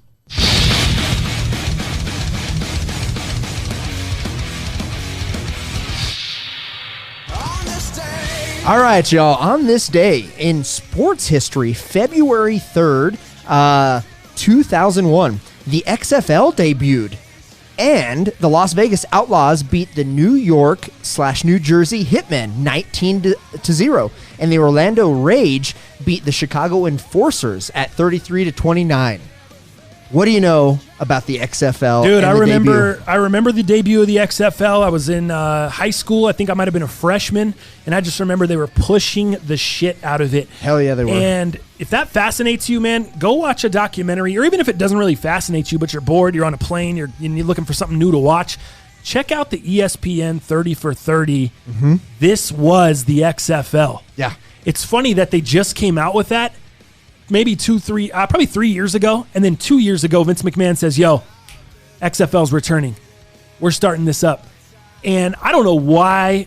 I don't know if he just is really, I know Vince is probably one of the most hyper-competitive people on the planet. Oh, yeah, absolutely. So I don't know if it's the fact that he really just thinks this is that great of an idea and it's going to work because the idea is great, or if he's such a competitor and they got their ass kicked so bad the first time, only going one season, that he's like, all right, I wasn't doing this shit correctly. Yeah. Let me roll up my sleeves and be Vince McMahon. Let me bring this shit and let's get it cracking. I'm not taking that L on the way out. Take that L on I'm the not way having this. I'm not going down. I'm going to make the XFL work. I wonder which one it is. I really do. I wonder what's his reasoning for relaunching this thing?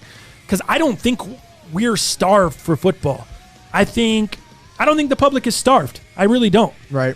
I really don't. I don't think that we need another league other than a developmental. And maybe that's the point. Maybe he's like, yo, with all this college football shit going on, with players not being able to get paid, all this stuff, maybe he wants to launch the XFL. This is just my thought. Okay. Maybe he wants to launch the XFL, and then he wants to turn around. And right now you're launching it with a bunch of old players, right? You're launching it with guys that haven't been around, guys that haven't been in the league, in the NFL. They're kind of coming back, right? Or guys that can no longer make it in the NFL are doing the XFL, right? So what I'm thinking is he's launching it like that. Then he turns it into almost a developmental for guys that don't want to go to college for a year or two and just want to go straight to the NFL, but they can't. Maybe he's saying, yo, this is that kind of developmental league for everyone from college players that don't want to go to college right away to veterans that can't make it in the NFL anymore, to people that have had injuries and are looking to get a path and get a shot back in the NFL, but teams don't believe in them. Sure. I think all of the above could be what the XFL's for. So instead of paying these people to kind of videotape and show what they can do, they're putting it on tape. They're XFL. They're putting it on tape. You're getting real game tape out there. You're being able to put real game tape against real competition out there, and you can't really do that right now. Yeah, no, I think really the XFL is the underdog season. I think it really allows the underdogs out there, again, whether it's D League, kind of like it is, or G League with basketball, some of these people who just don't give it a chance. I can really see that. So, yeah, maybe this one goes out to all the underdogs out there. I could get on that for sure. That being said, the XFL does kick off this Saturday, February 8th. So, we're literally going from Super Bowl to next weekend. We've got the Jones fight, obviously, with the UFC, but we've got XFL resuming after all these years, February 8th. It's crazy that it's coming back. I know, man. And it sounds like you obviously mentioned McMahon. He has invested nearly $400 million into the XFL and has started a separate company, Alpha Entertainment LLC, to operate it. Whereas the first version of the XFL was a joint venture of WWE and NBC, which only lasted one season, 2001. Right. So a little different this time, but again, I think what's the premise? What's the goal? How is this going to be successful, and how do you think it is versus the last time? I'm anxious to see. Yeah, it's gosh, and there's people in the chat skeptical. Ramon Rodriguez, I still don't think the XFL will take off. It was a dud for a reason. He hate me, Denny B. I love He Hate Me. Remember He Hate Me? Yeah. Rod Smart, he ended up making it with the Carolina Panthers, kickoff returner for a while, running back. He hate me, dude. Who can forget about that guy 20 years ago? Holy shit. So check this out. So let's go for some notable names within coaching and players of the new XFL. So you are looking at former Oklahoma coach Bob Stoops is going to be the head coach and GM of the Dallas Renegades. You've got Kevin Gilbride, who won 2 Super Bowls as the offensive coordinator for the Giants. He is the coach for the New York Guardians. And then longtime NFL and college coach June Jones will coach the Houston Roughnecks. And then while former NFL and CFL coach Mark Trestman with the Tampa Bay Vipers. Now, check out some of the players. So you've got, Oklahoma and Pittsburgh Steelers quarterback Landry Jones. Yeah. Obviously. Was he out of Alabama? Landry Jones. Oklahoma, sorry. and then played for backup to the Steelers. Yes. And then you have Tommy Lee Lewis, who's best known for kickoff return Saints. You got Tommy Lee Lewis. Yep. Yeah, absolutely, man. I know that guy. Cardell Jones. Why is it slipping my mind? D lineman. Ohio State. Won a championship. Cordell. Cordell. Yeah. That's Cordero Patterson. No. Cardell Jones. Jones. Holy shit. Ohio State. Yep. Ohio State. 2014 won the championship, and then DC and former Jets Dude, that guy fell out of the league already. Yeah. Wow. So that quick. Jace Amaro is with Seattle, which was the former Jets tight end. I remember Jace Amaro. So, yeah, there's just a couple notable names for you there. XFL, February 8th, coming soon. There's also some new rules. I'm not going to go over a whole rules breakdown, but I noticed that they are changing some of the rules. Kickoffs are different. Punting's a little different. Point after conversions. Double forward pass. Overtime runs differently. So those are all things that you're going to need to update yourself on if you're trying to watch this. Other details, a 25-second play clock on this one. So that's going to be taking a little bit shorter, just making, get to the line a little quicker. Each team has 2 1-minute timeouts per half, not 3. Only 2 timeouts per half. No coaches' challenges. All replays are subject to review from the official. So no coaches' challenges at all. Catches will require only 1 foot in bounds like college football. Okay. That's interesting. And 10-minute half times, not 15. Gotcha. Like the NFL. So just a more rapid pace. Yeah. I mean, I like that. I think that's cool. Which is what the NFL's kind of doing without changing the rules.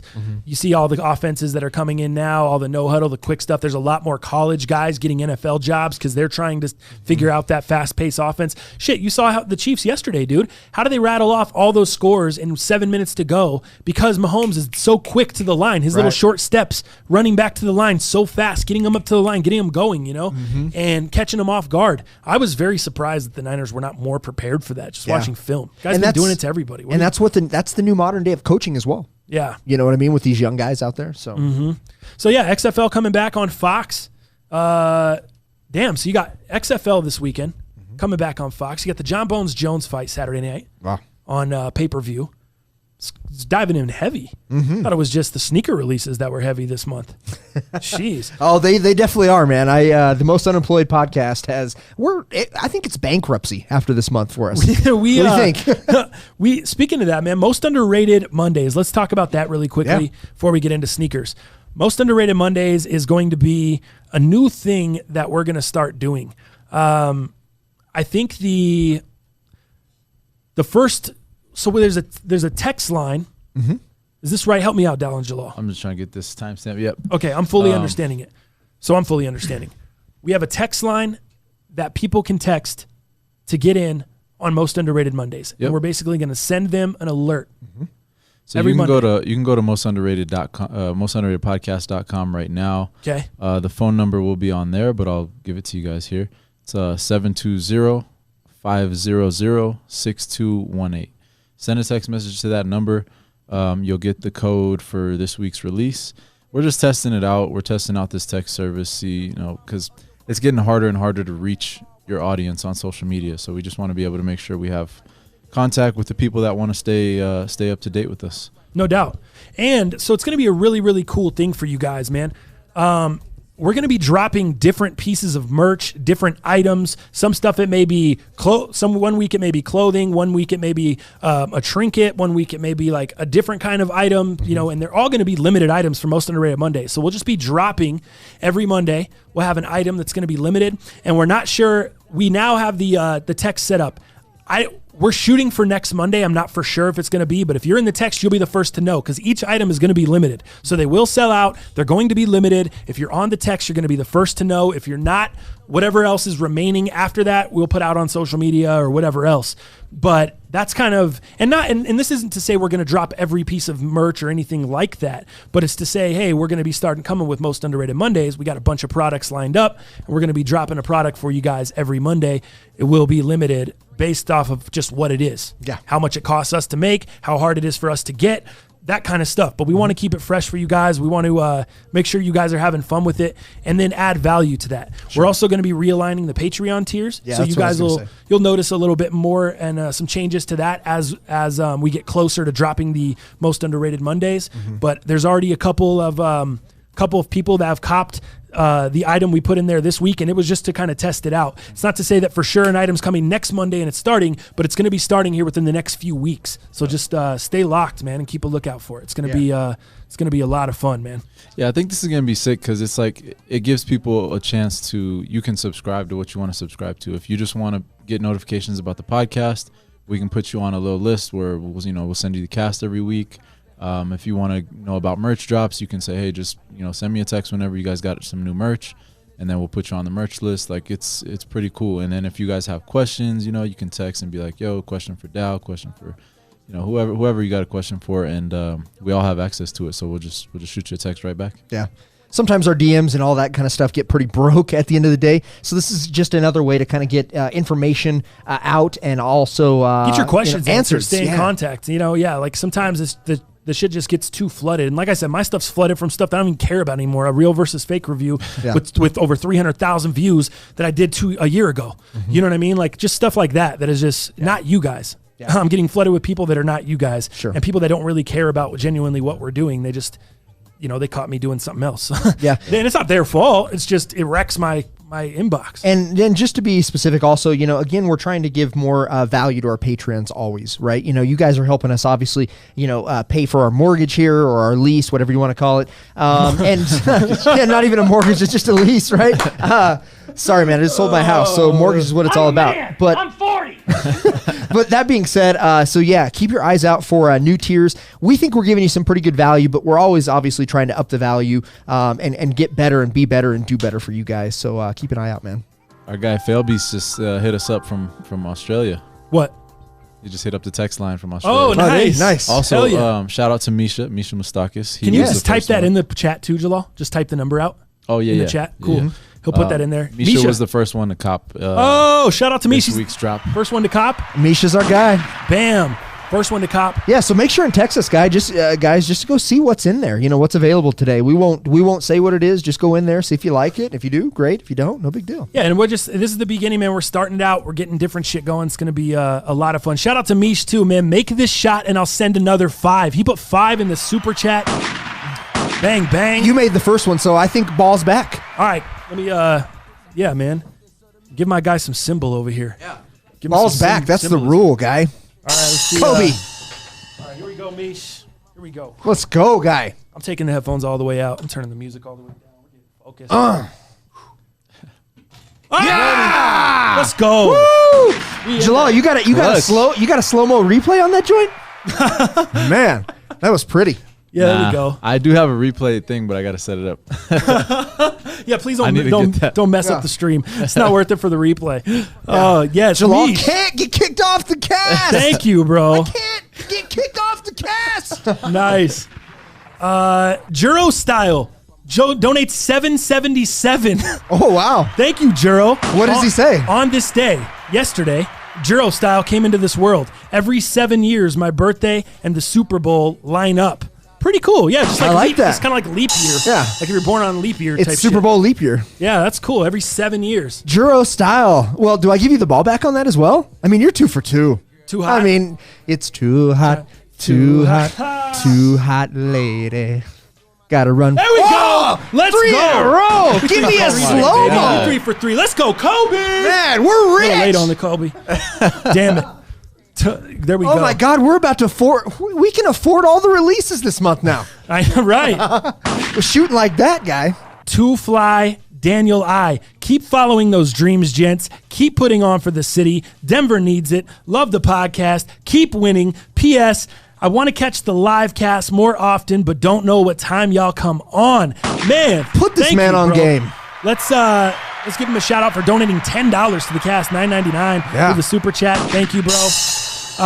It comes on at noon Denver time, bro. So we're here about realistically it's like between 12:15 and 12:20 if I got to take a shit. You know what I mean? It's never really noon. It's usually 12:15 or so. So that's really good. Failbeast. 720-500-6218 for a good time. For Nice, sure. nice. All right. Hey, Dude, thank you. You better Tupac. shoot this one. All right, let's God, can he go 4? let's try for to do, 4? Let's try to do some things here. God, No dang. pressure. Easy. Easy. Oh my Let's go. God. Oh my God. Let's go. We in here, baby. Man. Let's go. Thank you, Misha. Misha came back through with the $4.99. With the nice shot. Balling out in here, baby. Yeah. Woo. All right. Man, it's All right. hot in here. Dude, Jeez. I know. I was just thinking. I'm in a beanie, bro. Oh, I I'm in a couldn't do it. beanie. No way. The natural deodorant is not cracking right now. Not cracking. All right, let's let's move along, man. Yeah, I guess let's just jump into some sneakers and fashion. Sneakers and fashion this week brought to you by Pure Spectrum CBD. We told you about it last week, man. I love the Pure Spectrum CBD. I had the neck. I told you after the show, you were like, dude, was that bullshit on the show with your neck? And I was like, no, bro. I woke up. My neck was killing me. I tried to roll around on a tennis ball. It wasn't really working. And my girl got some of that CBD, massaged it deep tissues in the neck. I was able to come in and get through the show. And now, like what was that? On Thursday. Yeah. Now I feel so much better. She's just been rubbing it on at night before I go to bed. Oh, dude, I feel awesome. Like it took away all the pain, the tension that I had in my neck, creating like tension headaches and shit. It was awesome, dude. So check that out, Pure Spectrum CBD, code MUP, and save a little bit of money off your order, man. You bet. PureSpectrumCBD.com. Oh, he said what? What did he say over here? Hit that shot and I'll match it. Blake P. Hit what shot? Another one? You want me to hit? Oh, Thomas Yee. Thomas Yee came through with Thomas $4.99. Yee. Dang, Oh my God. Everybody's their own Don today. That's sick. Thank you. They like your shots, man. See, we need to make more shots. We need to be in here practicing. Screw getting the prep ready for the cast. We need to be shooting. We need to be shooting. Screw getting the prep ready. We don't for need the any cast. prep. Let's just freestyle here. As long as we can swish shots like you're doing, this is incredible. No, that we freestyled this cast for about a year. Now we're getting we're getting it going. Okay, We're gotcha. getting it going. Thomas G, serious. here you go, my friend. Hey, is this your 5th? I'm not keeping track. I bro. can't either, We don't man. need to keep track. I never seen somebody so hot like this, man. Kobe. Oh, damn it. That was out of habit. I hit the thing out of habit. But realistically, it was just wrong. No good for me. But it's all good, man. It's okay. Blake, let me take your $10 shot. Actually, Dow, go ahead. I've been shooting all day. It's over by your foot, left foot. I finally missed. Here you go, Dow. All right, Let's knock it home. Who's man. Who's this for? Blake P. Blake P. We love that Blake P. coming Oh yeah, through. here, hold on. Bang. There you go. Drop. Oh, too hard. man, couldn't get it. It's all right, guys. It's all right, man. Get that mini hoop Mamba mentality going. Bro, it already is going. Yeah, no doubt. It is going. I was like this. Did you see what the Kobe face? For people listening on audio, I was doing the Kobe face. You know how he does the underbite? Wait. I have an overbite. The upper teeth go over the top. That's an overbite, right? Correct. An underbite. Underbite lower. That's what the Mamba does. Have you ever seen Kobe? Dude, there was 2 things I took from Kobe as a competitor growing up very quickly. When I would score, when I would like beat anyone at anything, dude, it was this. The fist, the very silent fist. Remember when he would hit those shots and he would just walk? That's Tiger center Woods. Of the court. Tiger Woods do that. Maybe he took it from him, but no pump. There's not really a pump there. He just Tiger puts it in Wood the pumps, air and walks forward. And then he has that underbite face too. That Mamba face where he pulls the underbite underneath. The bulldog. Puts his teeth. Yeah, a French bulldog joint. Bulldog. He just kind of, there you go. Yeah, Tiger Wood definitely pumps. Yeah, you're right. Yeah, man, it's just, can I get coronavirus from the mail? I don't know, Ron. You might have to consult somebody, guy.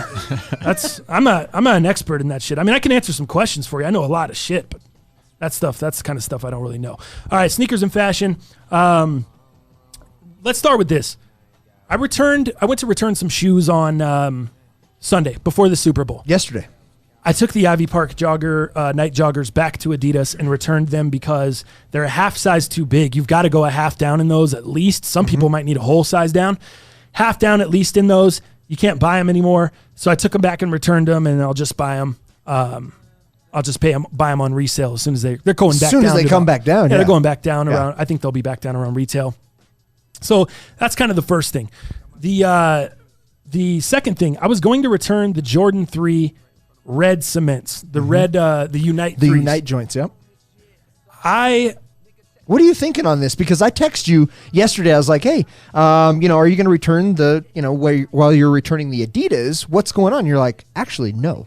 I'd like to know the story here. What inspired you? Because these were Giardia that you can get in the mail, Ron. So you do not want these. I still may return this pair. Okay. I still may return them. Why are you holding on? But I saw a pair that someone put out on feet with the white laces in them. Okay. Oh, they look good. Really? They look so good with the white laces, dude. The white laces, because they have the white midsole, okay. I think it just hits right. Okay. I saw the white laces in them, and it just looked great to me. Really loved the look of the white laces. So it had me second guess myself. So I'm gonna take these, lace them up with the white, see how they look, see how I like them. If I do, I'll probably try to get a better pair. Probably try to get a nicer pair. Okay. If I don't, then I'll just let them go. Yeah.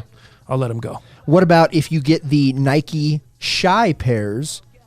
What if you get a pair of those? Then you could return or sell or resell, whatever, the old pair. Would you do that? Or is that Nike Shy that's on the bottom instead of the Air? Is that important?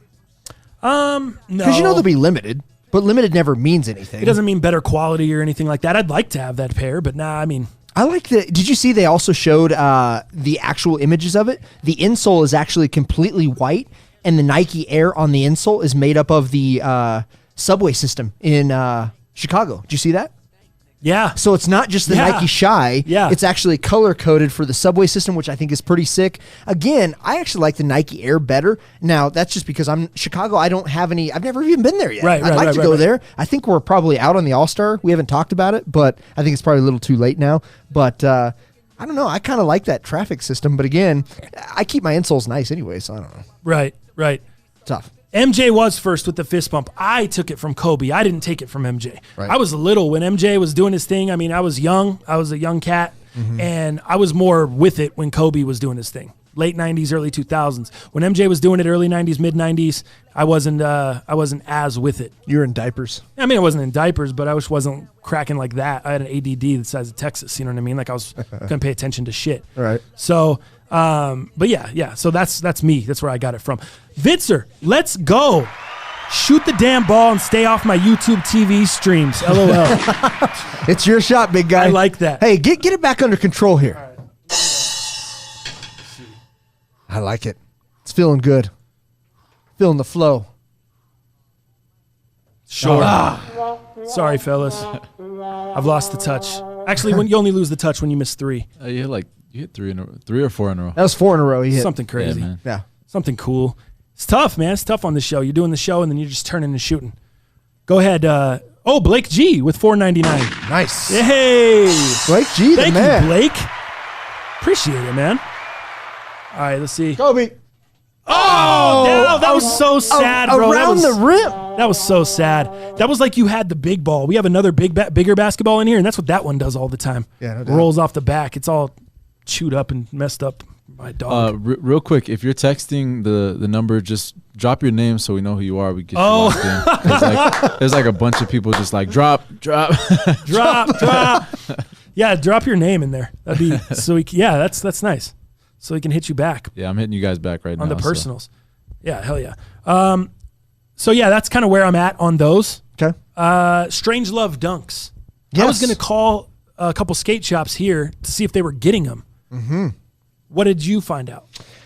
Or do you know anything? Yeah, so there's a big story surrounding the Strange Love dunks, and I'm glad you don't know about it yet because I think the whole internet world does. Jalal, if you'll get that Strange Love dunk picture pulled up here in a second, just for anybody who doesn't know, I think everybody kind of does know what to expect and knows what those look like. Oh, there's a lot of people that listen to the show that don't. Dude. These are pristine. The properties of this shoe, just are done so well, and all the materials used are great. But anyways, so Strange Love Skateboards, that's actually a shop, right? So they do their own skate decks, they do their own stuff. And the problem with this release is it's very hyped, right? Because it's going to be pretty limited. So this Strange Love, let's get into the bot game, right? You're familiar with bots. Of course. You're a bot, bro. You're a bot, So bro. check this out. So I think it was, God, I can't remember what day this was. It might have been Friday or Saturday. I apologize for not knowing the exact day, but bots actually kind of see, when these stores kind of put up the quantity and they kind of put up the page to buy it and that kind of stuff. These bots, Yeah, in obviously, the background, they can see what the stock numbers are. They can see, and they can actually penetrate these systems before they actually release to the general public. Well, that's exactly what happened to Strangelove Skate Shop. So these were loaded on the product page, and these bots were able to go ahead and cart them and actually buy them before they were actually released. Of course they were. So what happened was all those orders were either canceled that night or the next day, and Strangelove Skateboards had to come out the next day saying, hey, we are sorry that bots, and they named the bots exclusively, that we are sorry that people are trying to cheat the system. We apologize to those real people who really want them. The actual drop has been canceled completely. What? Now, that's with Strangelove. They went on to say, just so you guys know, we have sent a lot of our product that we were going to drop on our site to surrounding skate shops. Okay. They didn't name which skate shops. Wow. They said make sure to get in contact with your local skate shops to see if they're going to have it. Because, dude, they had special packaging, dude. They had the whole thing, man. It was versus just the GR boxes that Nike sneakers is going to drop on the 8th, I believe. Yeah. We'll look at the calendar. But, dude, special everything. Special packaging, special box, everything. So check your local skate shops. There is one locally here that is doing it. It's called Image Denver, but they are not doing first come, first serve. They are not doing a raffle in store. They are doing a raffle through an app called CopDate. And you have to create a CopDate account and sign in, whatever. And then you have to be cached or located. Geofencing to know you're in the area. Within the Denver area. Right. And to be able to get in there. When do you have to do that by? You have to do it by the 6th. Okay. So anybody doing that who's after the show local today. can get in that. So that is the only local shop that I have heard that is getting either the Strangelove, either with or without the special packaging.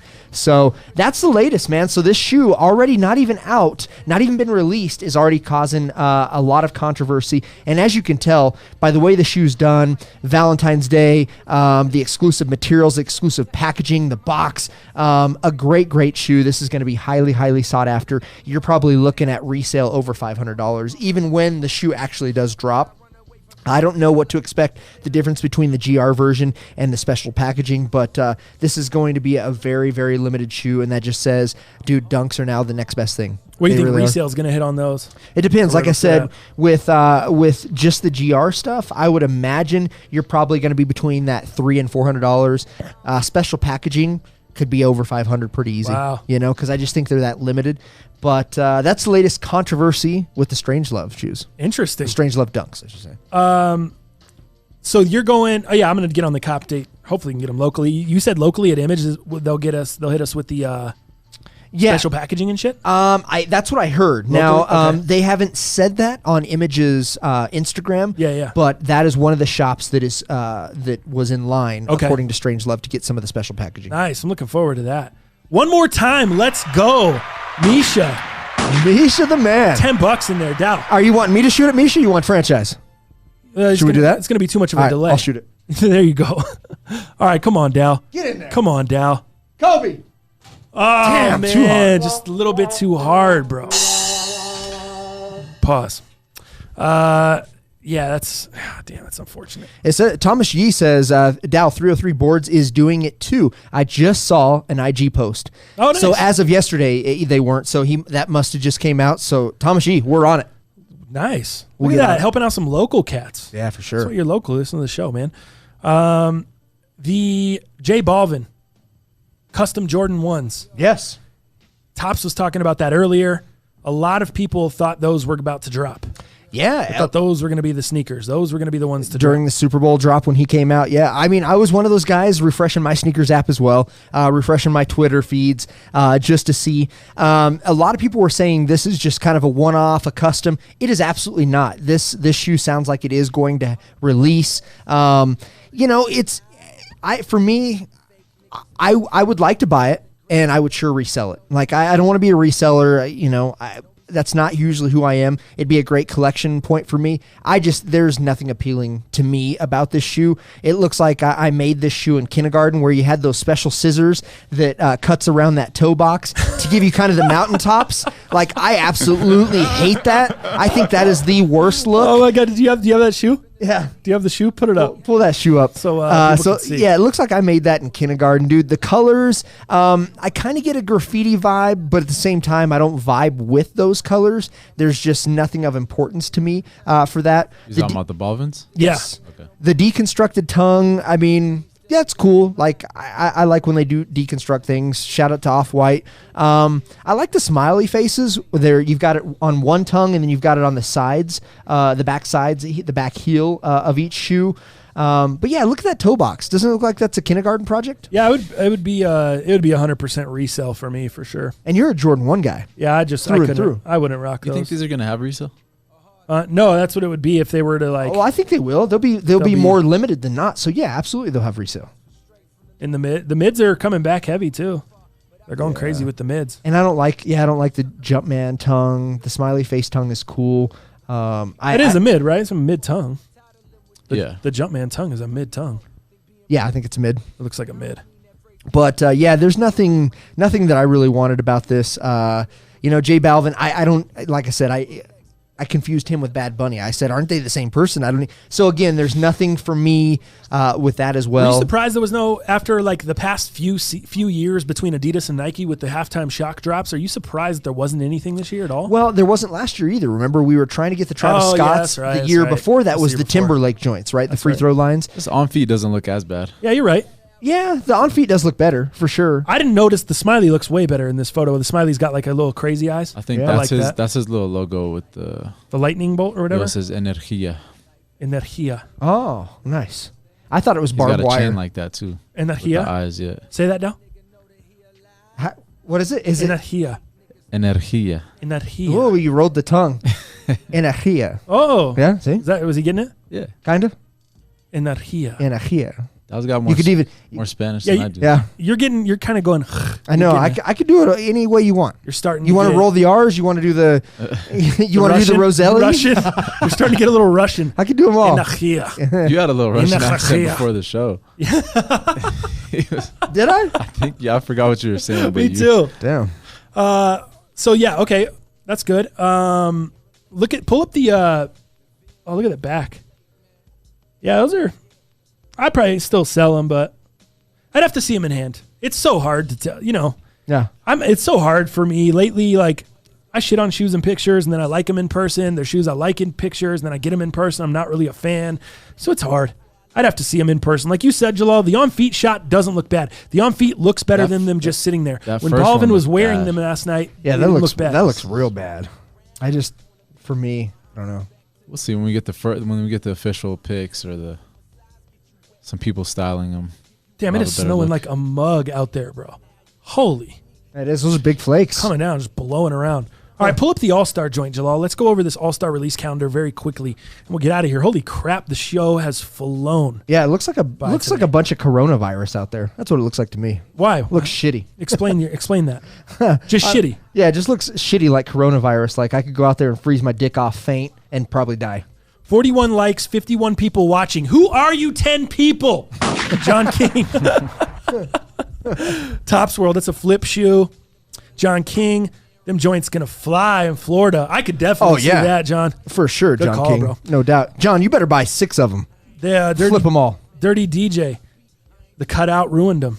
He's with you on the third grade joints. The kindergarten cutoffs. Cred, those are highs for sure. 9 eyelets. Mids have 8. Look at that. They're just using a mid like styling on the tongue, it looks like. Gotcha. With the little Jordan patch. You know how like a lot of mids do that? Yeah. So there you go. Putting us on game with 9 versus 8 eyelets. Pause on the roll of the tongue. I was trying to be Shakira. God. Oh, that's funny. That's very funny. Not good. All right, man. All-Star release calendar. We're going to start with, I guess we'll start with these joints. The Off-White 5s. Mm-hmm. What do you know a date on these? I don't have an actual date. All I have is February 2020. Let's see. I think they're All-Star weekend for sure. So let me see here. Are you on Kicks on Fire? I was just looking that up because I'm on Sneaker News, which shows me every release, but it doesn't show me dates. Let me get some No get some game here. No dates. You can't roll your tongue on that one. February 15th, That is All-Star Weekend. 11 a.m. Eastern. Sneakers. There you go. Sneakers apps. You going for those, Dal? Yeah, absolutely.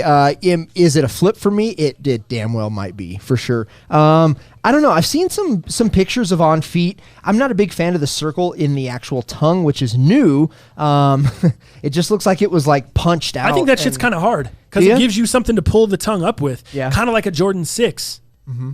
You know how it's got that? Yeah, got the two finger joint in there. I kind of like that. I think that shit kind of goes hard. Yeah, I think it just looks weird to me, but I like the idea of the helping to get the shoe on. I do like that. I like the black zip tie. I like the white laces in there. The tongue obviously is going to probably be 3M, like a lot of 5s out there. The one thing I don't like that I absolutely know for sure that I'm not in is the already yellowed outsole. I don't know if I like that aged yellow outsole that it comes factory with. I'd like to age that. I'd like to have it more icy. Not as icy as the new outsoles are this year with the Jordan brand, but man, to have such I feel like yellowed... that was a given, though. Yeah, I know. I mean, it has to be done on kind of the off-white deconstructed. I get it. It makes sense from that perspective, but I don't know. I'm kind of bummed that it has a super, super yellow outsole already. But for me, I think this is probably a flip if I do get them based off of where we're at with the podcast and our job situation. But I don't know, man. If I put these on feet and they just look extremely fly, which I can't tell you a lot of 5s do look fly on me, in my opinion. So... That's probably a 90% flip for me, but there is a 10% that says when I see them in hand, I put them on feet, it might change my mind. I just, it's hard. It's hard without them being on feet. But I just don't get those baggy jeans going. That's what I'm saying. And I don't wear 5s enough. That's when they look fire. To justify the resale on them, I think. That's my problem. Yeah. You know, I just don't even, I don't wear 5s enough to give up that amount of resale. What do you think? Do you think the resale on these is better? Well, I mean, yeah. I don't know any of the stock numbers. I'll answer my own question, but resale better or worse on these than the Dunks that just came out? What do you think? Higher. Higher. I'm going to say higher for sure. Yeah. Higher. I think for sure. higher. Yep. I think higher. Carlos Sanchez, I like how the tongue is thin as opposed to how thick it is on the other 5s. Yeah. Dude, that's the one thing that I was waiting to try to see in hand. It looks thinner in photos, but I was wanting to see how that actually felt because that's something I hate about 5s is the bulk. I think that takes away from a little bit of the bulk. So I'm the with thickness, you, yeah. That actually, it looks almost like that a in other 6, pictures. like a 6 tongue from the thickness, right? Yeah. From that picture, it kind of looks Yeah. like the thickness of a 6 tongue. You're right. Yeah. You're right. There's a lot. Yeah, no doubt. So we'll see, man. I'm anxious to see what it looks like. What's the next one? It sucks that we got to get any type of innovation we get has to be from Virgil or somebody that's like overhyped. Right. Why can't we just get some type of innovation from regular Got to designers? put someone's name on it. Got to put a Oh, big what's going name on? on it. Gotcha. You guys want to talk about these? Not really. Canvas. This is just a canvas joint. Canvas and ones? it's I a like mid. the colorway, but I've never been an AJ KO guy. Yeah, I don't like the AJKOs. The They're canvas comfortable. joint. Are they? yeah. I had a pair of the Royals back in the day, and that was it for me. Yeah. That was the last pair. Tens. But these ones are not bad, dude. I think these are actually pretty fly. Like especially if you're a Dolphins fan, you're trying to pick up, with the orange laces and the. I think you rock that with a Dolphins jersey. If Those we are get a clean. regular one like that, I guess we got the Nah, Carolina joints, but with some orange. Not like laces. that. That's not Carolina. That's teal. That's like Dolphin teal and orange, isn't it? I'm seeing it as Dolphin teal and orange. I'm not seeing it as Carolina. What are you guys seeing? Yeah, it's a little bit lighter. I don't know. I mean, you could go with the Dolphins on that, but yeah, I see more UNC. That's what. Again, that's just a picture though, so I can't tell how dark or not it is. But where y'all at in the chat, man? Y'all see UNC? I see UNC with that a little bit more. Does it have a gum outsole or an orange outsole? You know, It looks like a gum outsole. Looks like gum. looks like gum. Yeah. That'd be cool if it had orange. Down to the 10, the Jordan 10 wings. I'm out on those. Yeah, I'm not a Not a 10 10 guy. I don't like them. I don't understand them. Again, that blue piping, the red piping, I'm not a big fan of that. We've talked about it like on the Bloodlines, for example. I don't really like piping like that. I just, and there's too much white on that shoe as well. So for me to wear that, I mean, God, the toe box is going to get so creased on that. It's going to look like shit really quick, in my opinion. We should go down and just do 2 more today, and we'll do the rest on Thursday. Okay. Because we're up against it, and we the rest of those don't drop until a lot of the shit's not until mid-February. So Which ones do you like? Hit them coming up. I think those we kind of already looked at them. The Sheila Rashads, those Jordan 1s, the grays with the purple toe, the toe dip. Those are I think those are pretty dope, dude. I think those are fire. Yeah, that's I another. really come around to love those. Yeah, from the photos. Gray's my favorite color, so that's a must-have for me. And I think that's another All-Star weekend. It's a mid, but I like it. Yeah, I like it. I wish they weren't a mid. They're really cool. Mm-hmm. They're really cool. I like those. So yeah, I think we're gonna go. Those are all gray with the short-haired suede, and then they got the purple dipped toe on them. If you're listening on the audio side, I really like those. I'm a big fan of those. Yeah, those are sweet. Yeah, what do they say? Dolphins all day. Dolphins, Dolphins, Dolphins. Check your eyes. UNC. I see Carolina blue. Socratic Mind said I see Carolina blue. So we're getting it on both sides. Gotcha. I'm from Miami. I wouldn't rock this shoe, but that means Topps World. Yeah, he said Dolphins. I think the orange lace gives you that Miami. It just your mind kind of goes there, but well, I don't know. I I don't just see it white with white laces. The only reason I'm gonna beg to differ on that is I look at the UNC off-white Jordan 1s and I don't get a Dolphin vibe at all.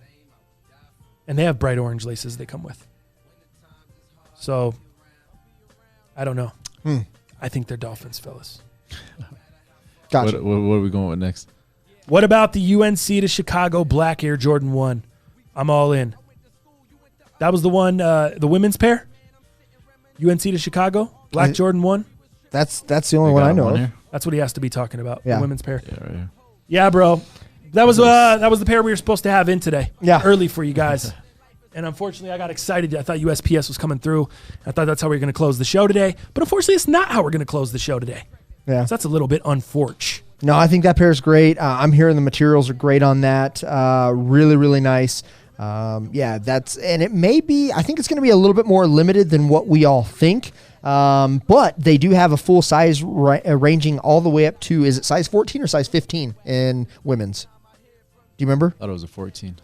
I got a 14. I think it goes up one higher than that to 14 and a half or 15. Yeah. So yeah, I mean, you've got some men's sizes obviously in this, for your big boys, which is really cool, but I do believe this to be a little bit more limited than all of us think and or believe. It sounds like that the reverse bred the Jordan 1 that's coming out, I believe that comes out the 8th of this month. You're talking 20 to 23,000 pairs. So I'm so pumped for this shoe. This might be my favorite color blocking in a long time. They're so sick. Long time. I love that all black, dude. I love the red toe, the red Nike Air on the tongue. Pops. That the blue on the swoosh in the backside. How many laces does that come with, you think? Do you know for sure? No, but that's got to be a top 3 scenario where it comes with like 3 or 4. Yeah, if they don't put that blue, black, and then red in there, I think that'd be a miss. I think it's definitely got to have blue, black, and red. I don't know if it'll have white. Maybe you get a white, but Maybe I doubt it. I think white's the outsider there. Yeah. White's probably not coming with it. Yeah, I love this shoe. And you know what else I love? They are doing the women right this year. Those mids, Sheila Rashads that we're talking about, right? Those are cool. These are cool. They've really done some great things for the women. And I think I even started with those satin Jordan 1s that just came out. I got to dead the music for this. We have some real info that's come through. Topps World. I was able to see the shoe in hand, and it's aqua blue. I think we can close the case. Oh, for the AJ KOs? Okay. We got some insider info on the Air Jordan KOs. All right. The case is closed. All right. Case closed. Fellas. Take that L on the way out. The case is closed. They're aqua. And there you go. Look at it. Just incredible. Speaking of what Jason said, Tony D did a review and said they feel close to the Shattered Backboard 1.0 leather, just like you were talking about earlier.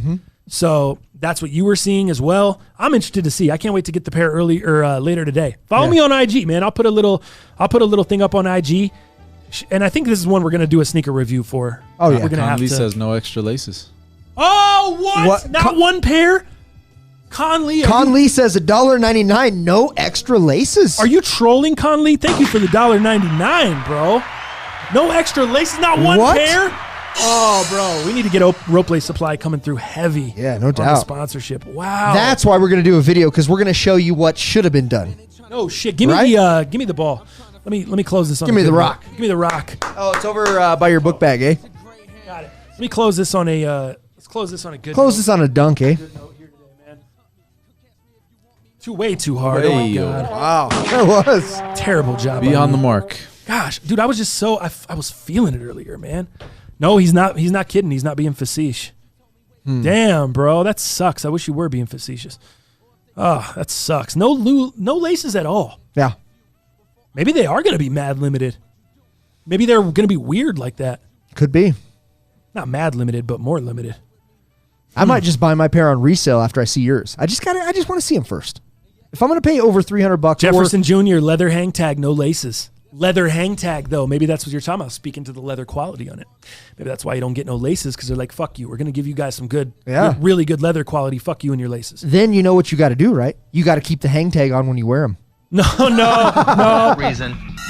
No, not doing that. We're not doing Below, not good. We're not keeping the hang tag on. Shout out to everybody that came through the chat today. Everybody that donated in the super chat. Thank you guys for encouraging as I got a little hot today. Yeah. Shout out to everybody that tunes into the show every week, man. Like I said, if you want to get on the text line and have the exclusive merch or find out about Most Underrated Mondays as soon as everything drops, you guys can text the line. You'll be first to get notified with that shit. Also, we'll have exclusive stuff in there. We'll be able to like store your birthday and everything. So we'll be able to send like sticker packs and shit out for a birthday and just different things like that. So we can just engage with you guys. You guys know how much I hate Facebook. I am starting to hate Instagram an equal amount ever since every single time I open it, it says from Facebook at the bottom. That was the so most annoying irritating. shit. I'm getting more and more annoyed with the gram. So I'm just saying, if some crazy shit happens with the gram, some crazy shit happens with Facebook, some crazy shit happens with me, we can still get in contact with you guys if we need to. If social media, if he starts trying to charge us $20 to have access to each follower or something stupid, I want to be able to have access to you guys. So that's how that works, man. If you guys want to make sure you're in tune with everything on the show, there you go. That's the way to do it. Text the number, Jalal. Put That it in the number, chat. 720-500-6218. We got to come up with a jingle. Oh, for yeah. the Most Underrated text line. 720-500-62 what? 6218. 6218. All right, I'm on the case. 6218. I'm on the case. I'm thinking about it. I got the music rolling in the background. I'm gonna get Produced it. by Thomas the Franchise. There you go.